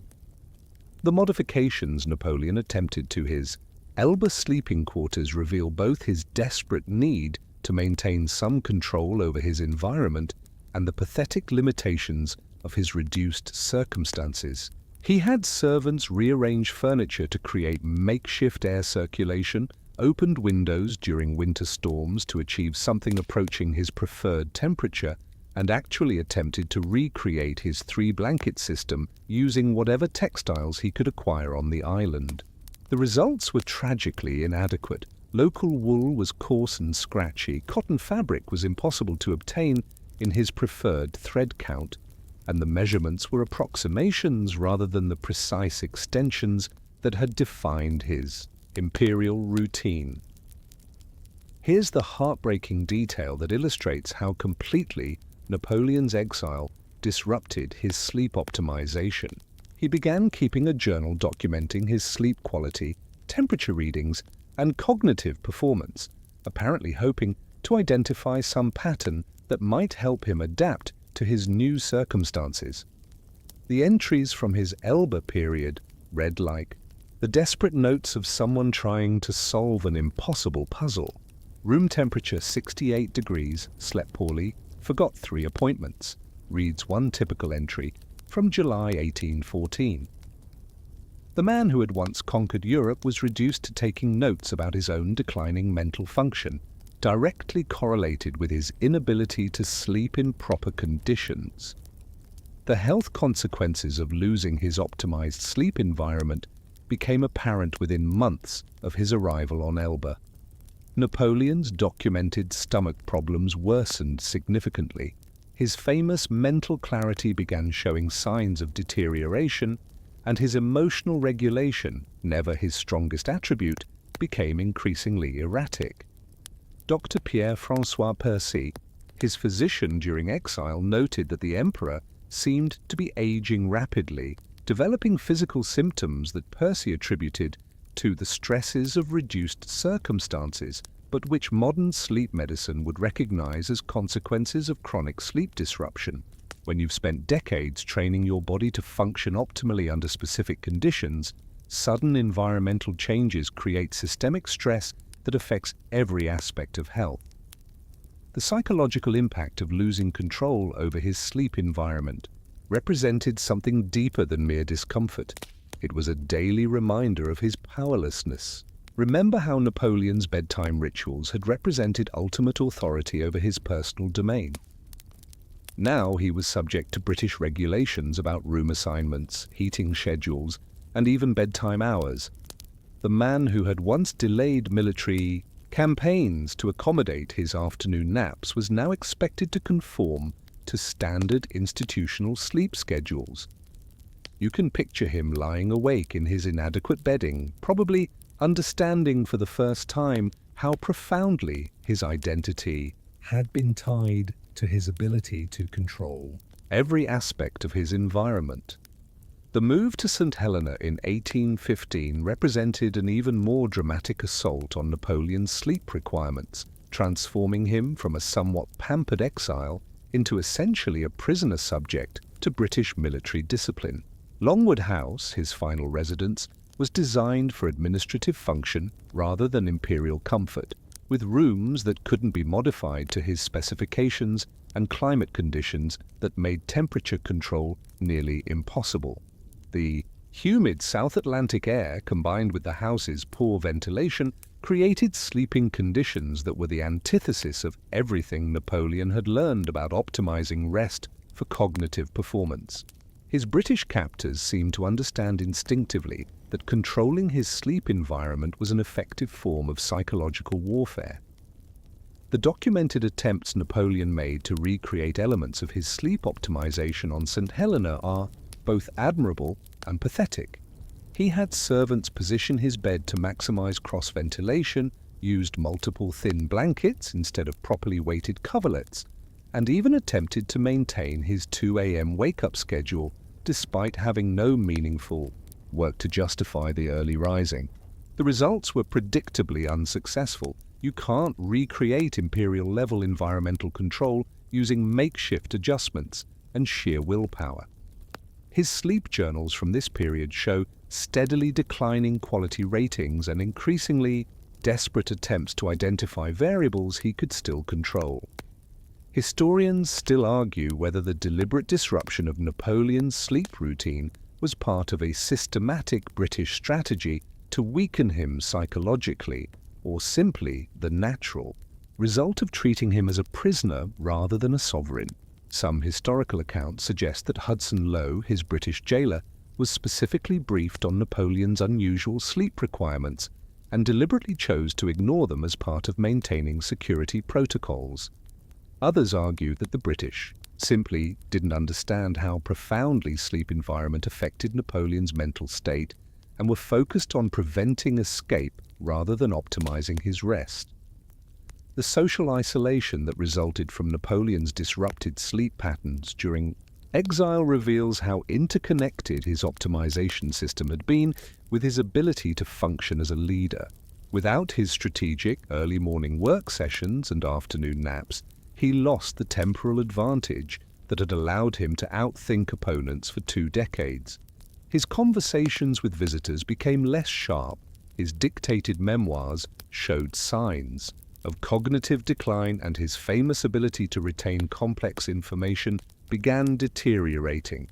You start to realize that Napoleon's sleep system hadn't just been personal preference, it had been the foundation of his intellectual superiority. The final cruel irony of Napoleon's exile sleep disruption was how it probably accelerated his physical decline and contributed to his death in 1821. Modern sleep medicine understands that chronic sleep disruption weakens immune function, exacerbates digestive problems, and accelerates aging, all symptoms that Napoleon developed during his final years on St. Helena. The man who had accidentally discovered optimal sleep protocols 2 centuries ahead of the science was ultimately killed, at least in part, by being forced to abandon the very practices that had sustained his remarkable career.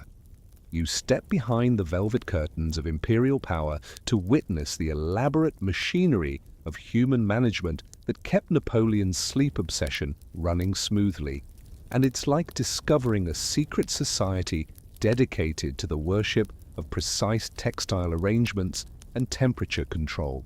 Picture yourself as the new head valet, receiving a leather-bound manual that reads more like military regulations than household instructions. Protocol Manual for Imperial Sleep Management, 3rd edition, revised 1809. The document runs to 47 pages of detailed procedures, emergency protocols, and disciplinary measures for staff who dare to interfere with the emperor's rest. You quickly realize that managing Napoleon's sleep wasn't just a job, it was a specialized profession that required the precision of a Swiss watchmaker combined with the diplomatic skills of a career ambassador. The hierarchy within Napoleon's sleep management team was more complex than most European court systems. At the top sat the premier valet de chambre, currently held by Louis Constant Wary, who earned the equivalent of a general's salary for ensuring that every aspect of the emperor's bedroom environment met exacting specifications. Below him were the secondary sleep attendants, responsible for specific elements like blanket preparation, temperature monitoring, and what the staff privately called perimeter security, making sure no unauthorized personnel approached the imperial bedchamber during sleep hours. At the bottom of this pyramid were the night watch servants, whose job was to patrol corridors and ensure that nothing disturbed the emperor's rest, not even a creaking floorboard or a mouse in the walls. The training regimen for new sleep staff was legendarily intensive, involving what Constant described in his memoirs as thermal education and textile precision instruction. New valets underwent 6 weeks of preparation before being allowed anywhere near Napoleon's actual bedding. They practiced blanket arrangement on dummy beds, memorized temperature preferences to the degree, and learned to recognize the subtle environmental changes that might affect the emperor's rest quality. The most challenging aspect of training involved developing what staff called silent efficiency, the ability to perform complex tasks in complete darkness without making any sound that might disturb Napoleon's legendary ability to fall asleep instantly. Imagine trying to arrange 3 blankets to mathematical precision while moving like a ninja. It's the kind of skill that probably belonged in a circus rather than a palace. Here's the deliciously absurd detail that illustrates just how seriously Napoleon's staff took their sleep management responsibilities. They maintained detailed weather logs and seasonal adjustment protocols that would have impressed meteorologists. Constant kept daily records of atmospheric pressure, humidity levels, and wind patterns, correlating these factors with the emperor's sleep quality and morning mood. During winter months, staff had to arrive 2 hours early to pre-cool rooms that natural conditions might have warmed above Napoleon's tolerance. In summer, they employed elaborate ventilation systems involving strategically positioned fans operated by servants working in shifts to maintain continuous airflow. The imperial sleep environment required more environmental engineering than most modern office buildings. The psychological management of Napoleon's sleep-related temperament required staff skills that bordered on the therapeutic. Everyone who worked in sleep management learned to recognize the warning signs that the emperor was experiencing rest-related stress, increased blanket adjustment time, excessive temperature checking, and what Constant diplomatically described as textile agitation, obsessive touching and repositioning of bedding materials. During these episodes, staff had to provide invisible support while appearing completely uninvolved, ready to assist without seeming to notice that assistance was needed. It's the kind of emotional labor that would challenge modern hospitality. Professionals, except the consequences of failure, included potential exile to administrative posts in French Guiana. The emergency protocols developed for sleep-related crises read like disaster management plans for natural catastrophes. If Napoleon discovered blanket arrangement errors after settling in for sleep, staff had exactly 3 minutes to correct the problem before his legendary temper reached explosive levels. The Midnight Correction Protocol involved a team of 4 valets working with choreographed precision to lift the emperor, readjust bedding to proper specifications, and resettle him without fully waking him up. Constant wrote that executing this procedure successfully required the coordination of ballet dancers combined with the steady nerves of battlefield surgeons. One mistake meant that everyone involved would be seeking new employment by morning. The economic implications of staffing Napoleon's sleep requirements were staggering compared to typical household management costs. His sleep-related personnel budget exceeded the total household expenses of most European nobles, covering not just salaries but also specialized training, emergency replacement staff, and what the imperial accountants listed as sleep security contingencies. The staff-to-sleep hour ratio was roughly 1 full-time employee for every hour of Napoleon's rest, meaning his 4-hour sleep schedule required a team of at least 6 people working continuously to maintain optimal conditions. When you calculate the cost per hour of imperial sleep, it probably rivaled the expense of major military operations. The career advancement opportunities within Napoleon's sleep management hierarchy created a bizarre parallel court system where expertise in blanket arrangement could lead to significant political influence. Constant, who started as a junior valet, eventually became one of Napoleon's most trusted confidants precisely because he understood how environmental factors affected the emperor's mood and decision-making. Staff who demonstrated exceptional skill in sleep management often found themselves consulted on matters far beyond their official responsibilities, simply because Napoleon valued their understanding of his personal optimization systems.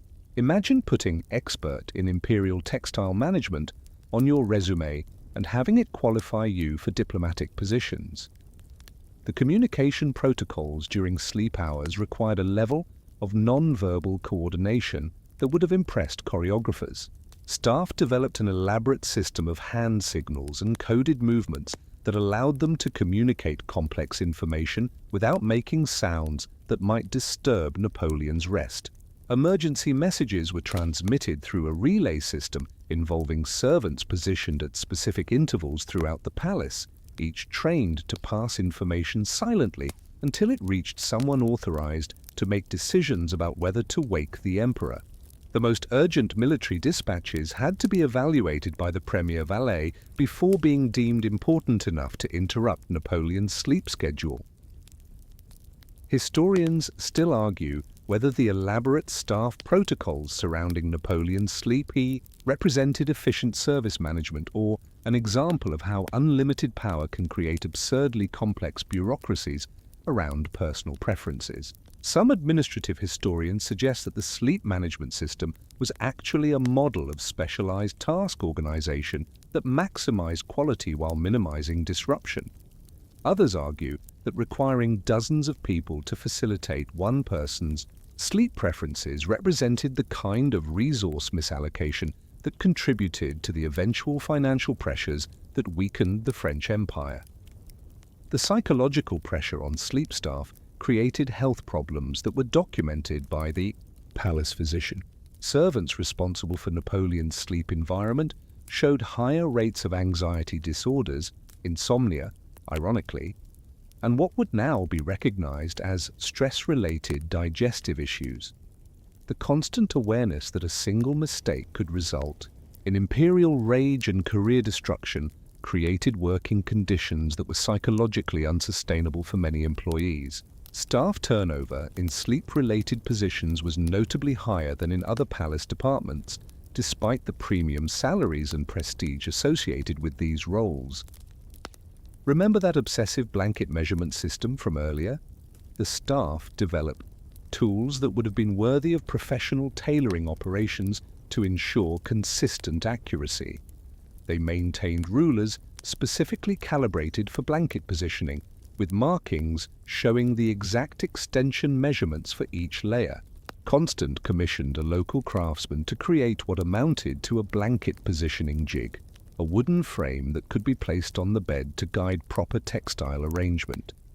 The Imperial Sleep Management Team was essentially operating a precision manufacturing operation dedicated to producing perfect rest conditions every single night.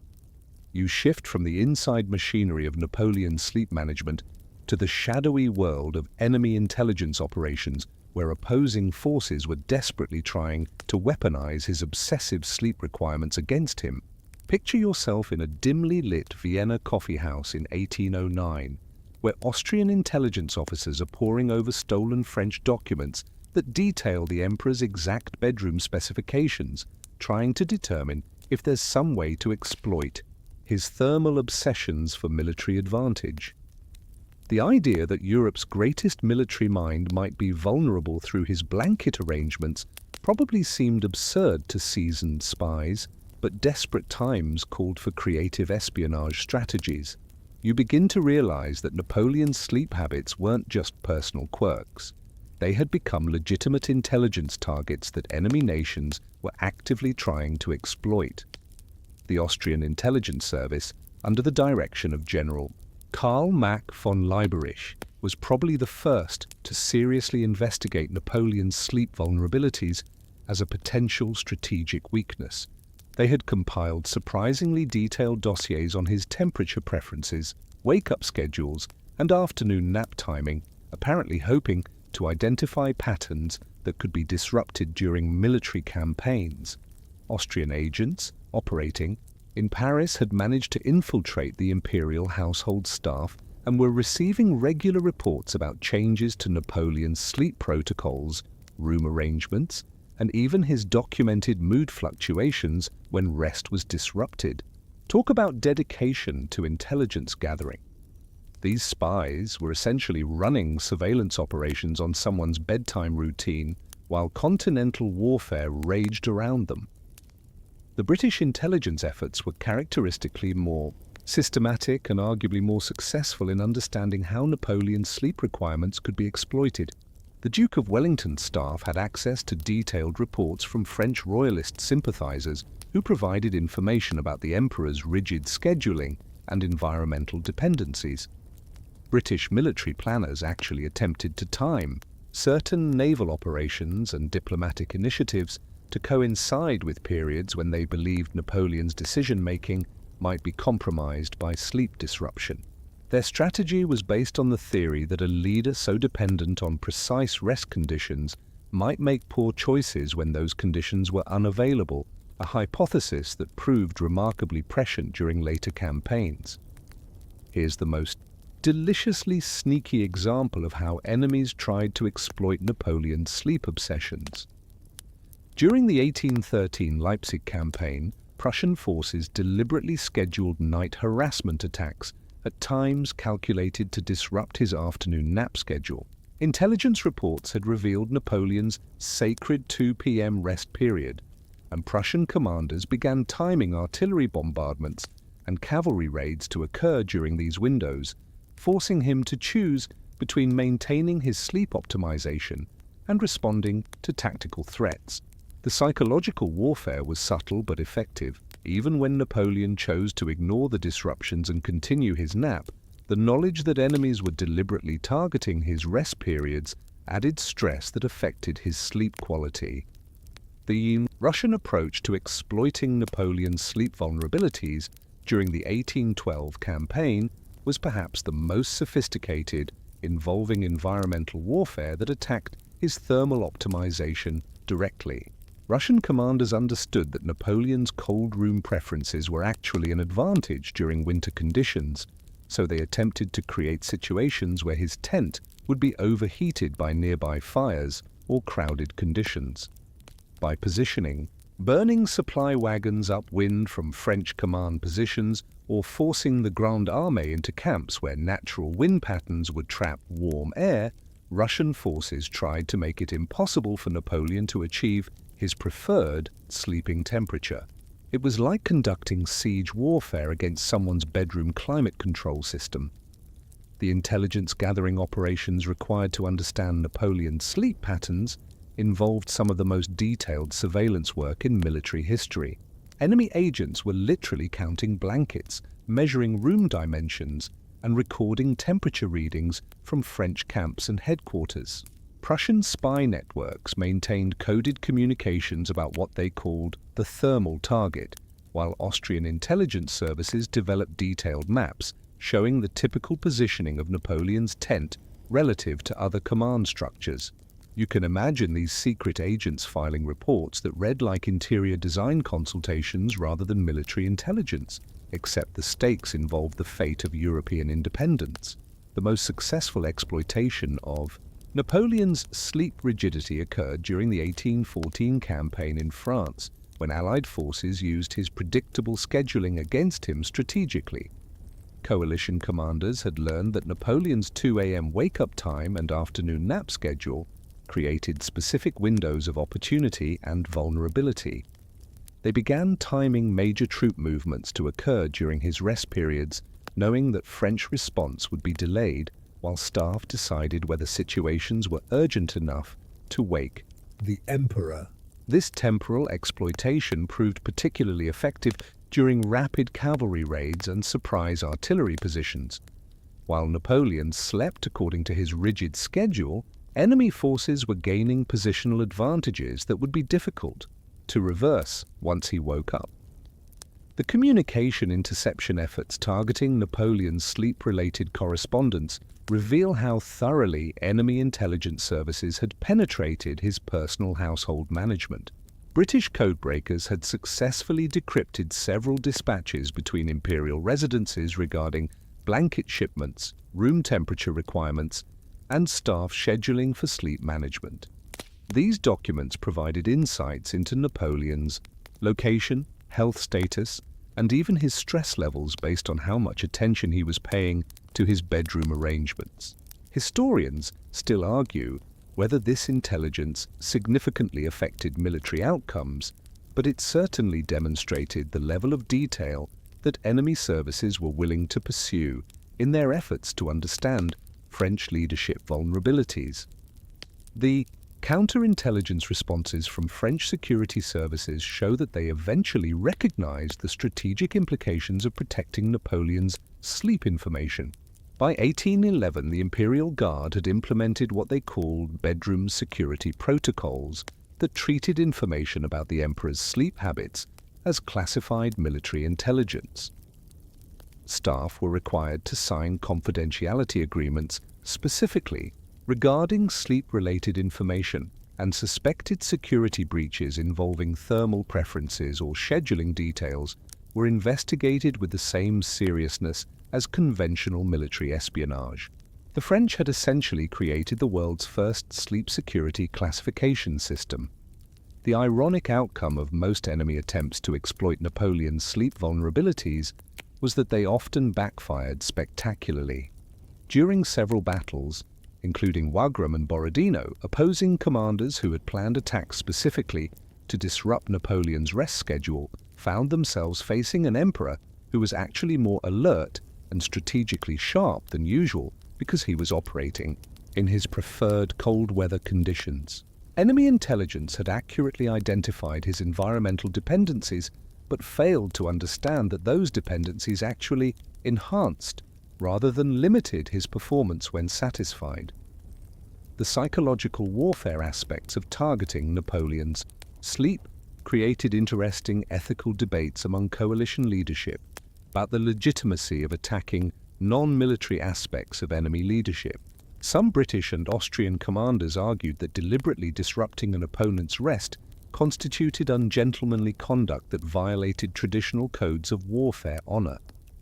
Others contended that Napoleon's environmental dependencies were simply another form of military weakness that could be legitimately exploited. The discussions reveal how Napoleon's unusual habits forced even his enemies to reconsider basic assumptions about what constituted fair targeting in warfare. You fast forward from Napoleon's 19th century espionage vulnerabilities to the gleaming boardrooms and military command centers of the 21st century, where his Arctic sleep philosophy has been resurrected by leaders who probably couldn't locate Corsica on a map, but definitely understand the competitive advantages of optimized rest. Picture yourself sitting in on a Fortune 500 executive meeting, where the CEO casually mentions that her bedroom is kept at 58 degrees Fahrenheit, and she sleeps under precisely arranged, weighted blankets, completely unaware that she's channeling the thermal preferences of a dead French emperor. The modern adoption of Napoleon's sleep optimization strategies represents one of history's most unexpected leadership comebacks, proof that good ideas eventually find their way back into circulation, even if it takes 2 centuries and requires rebranding as executive wellness rather than imperial obsession. The contemporary CEO fascination with cold sleep optimization began in Silicon Valley, where tech leaders are constantly searching for biological hacking techniques that might provide competitive advantages over rivals who are also working 18-hour days fueled by caffeine and venture capital desperation. Jeff Bezos reportedly maintains his bedroom temperature at 60 degrees Fahrenheit and follows a modified version of Napoleon's afternoon nap schedule, though Amazon's PR team probably wouldn't appreciate the comparison between their founder and a European dictator. Tim Cook of Apple has publicly discussed his 4:30 a.m. wake-up routine, which bears striking resemblance to Napoleon's early morning productivity blocks, though Cook presumably uses fewer blankets and significantly more advanced alarm technology. The modern military adoption of Napoleonic sleep principles represents a more direct lineage, since contemporary warfare still requires leaders to make life-or-death decisions on minimal rest under extreme environmental conditions.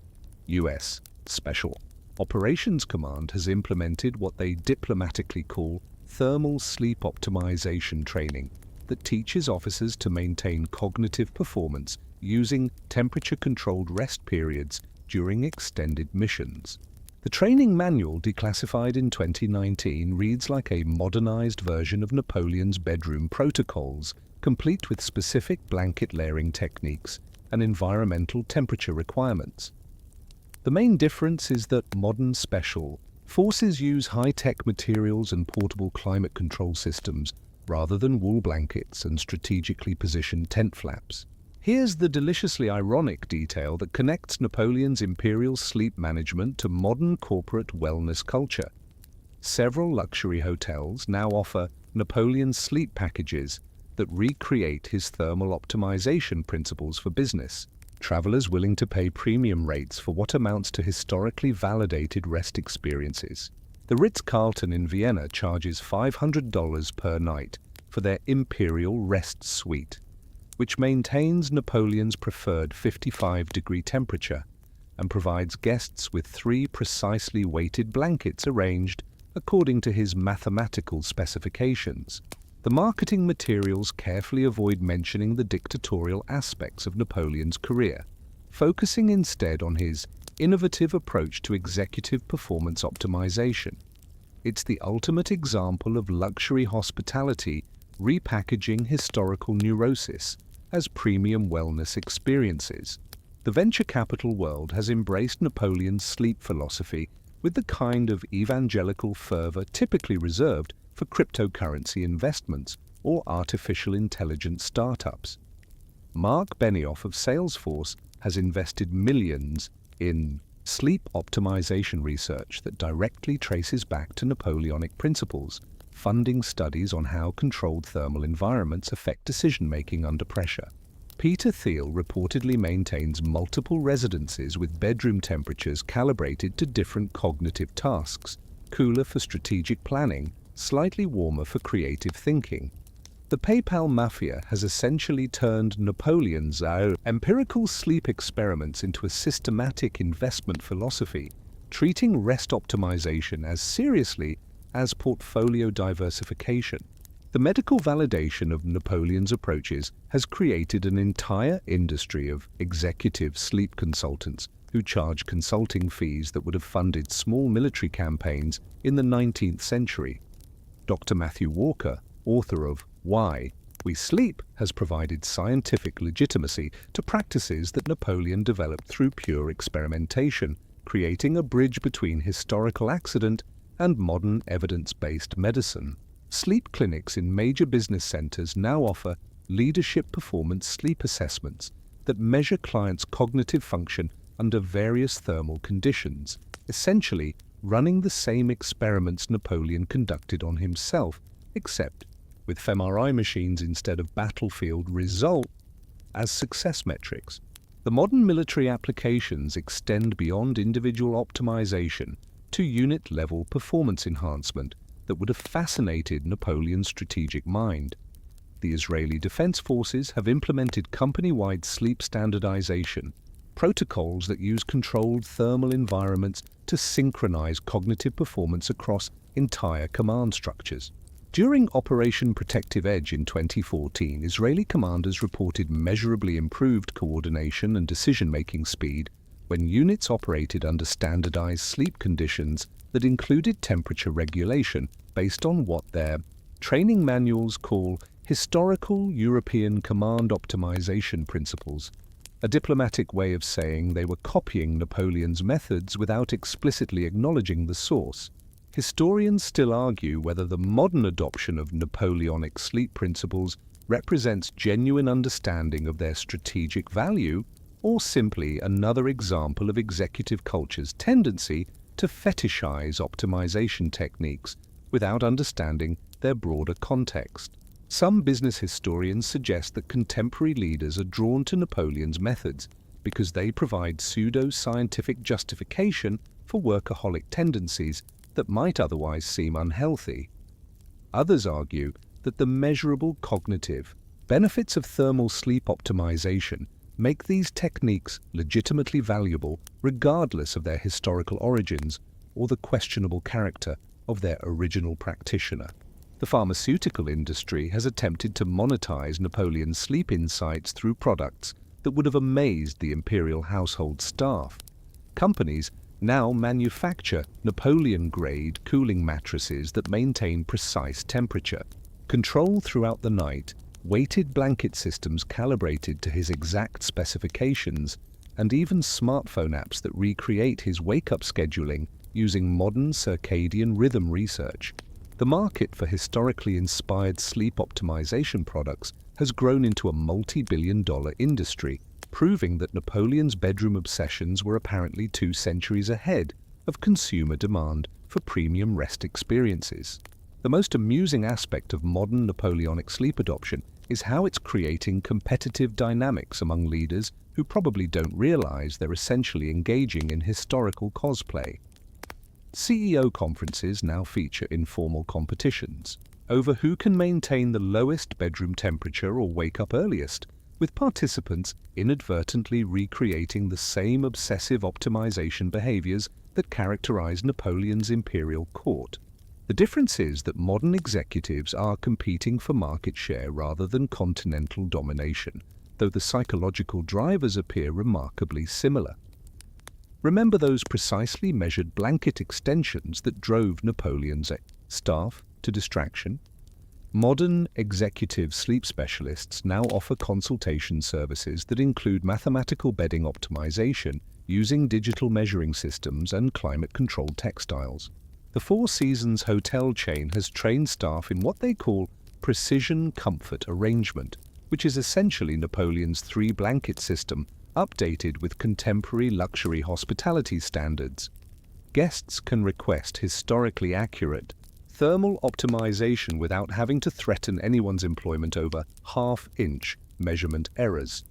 You settle back into the quiet of your own bedroom, probably warmer and more comfortable than Napoleon ever allowed himself, and begin to understand that this journey through one man's obsessive sleep ritual has revealed something profound about the relationship between discipline, discomfort, and human potential. What started as the seemingly eccentric behavior of a dead French emperor has unfolded into a masterclass in performance optimization that anticipated modern science by 2 centuries, proving that genius sometimes manifests not in grand strategic visions, but in the relentless attention to seemingly insignificant details like blanket measurements and room temperature. Napoleon's Arctic bedroom wasn't just personal preference. It was a laboratory where he accidentally discovered principles that contemporary researchers are still trying to fully understand and replicate. The deeper truth emerging from Napoleon's thermal obsessions is that peak performance often requires the willingness to reject conventional comfort in favor of systematic optimization. While his contemporaries were sleeping in heated luxury that felt pleasant, but actually degraded their cognitive function, Napoleon was subjecting himself to conditions that felt uncomfortable but enhanced his mental capabilities. This wasn't masochism. It was empirical self-experimentation that happened to align with biological realities that wouldn't be formally understood for generations. The man who conquered most of Europe was essentially running controlled experiments on his own physiology every night, using his body as both laboratory and test subject in humanity's first systematic sleep optimization program. The mathematical precision of Napoleon's blanket arrangements reveals a mind that understood intuitively what modern productivity experts are just beginning to articulate: that small environmental variables can have enormous cumulative effects on performance when consistently applied over time. Those obsessive 6-inch, 4-inch, and 2-inch measurements weren't random neuroses. They were the result of systematic experimentation to identify the exact conditions that maximized his rest efficiency. When you're trying to run an empire on 4 hours of sleep, every variable matters, and Napoleon's willingness to measure and optimize seemingly trivial details gave him competitive advantages that his enemies couldn't understand or replicate. The irony of Napoleon's sleep legacy is that his methods have been vindicated by the very scientific progress his era of warfare and conquest helped accelerate. The Industrial Revolution that followed his campaigns eventually produced the research tools and measurement capabilities needed to validate what he had discovered through pure experimentation. Modern sleep laboratories using sophisticated monitoring equipment have essentially confirmed that Napoleon's intuitive understanding of thermal regulation, sleep architecture, and cognitive optimization was remarkably accurate. The emperor, who failed to conquer Russia, succeeded in conquering time itself, developing strategies for maximizing human performance that remain relevant 2 centuries later. Perhaps the most remarkable aspect of Napoleon's sleep philosophy is how it demonstrates that true optimization often requires embracing rather than avoiding discomfort. In an era when most leaders used their power to maximize personal comfort, Napoleon used his authority to create conditions that challenged his body while enhancing his mind.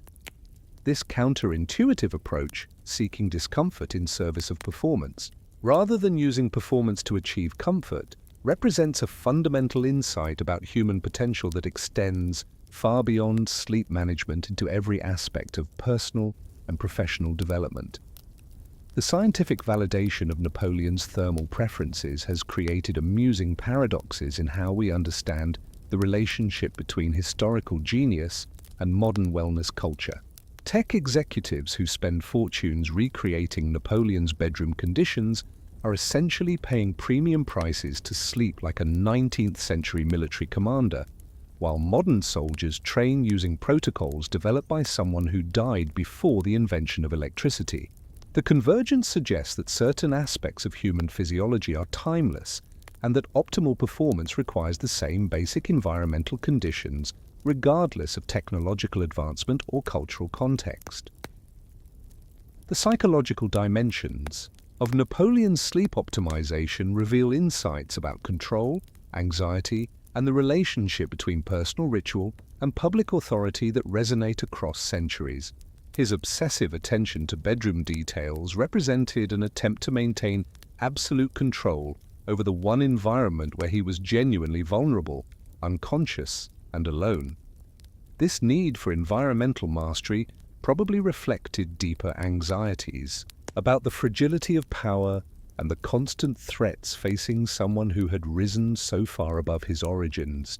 The precision of his sleep rituals served as both performance enhancement and psychological security, creating a foundation of predictable comfort that enabled him to function effectively in an otherwise chaotic world.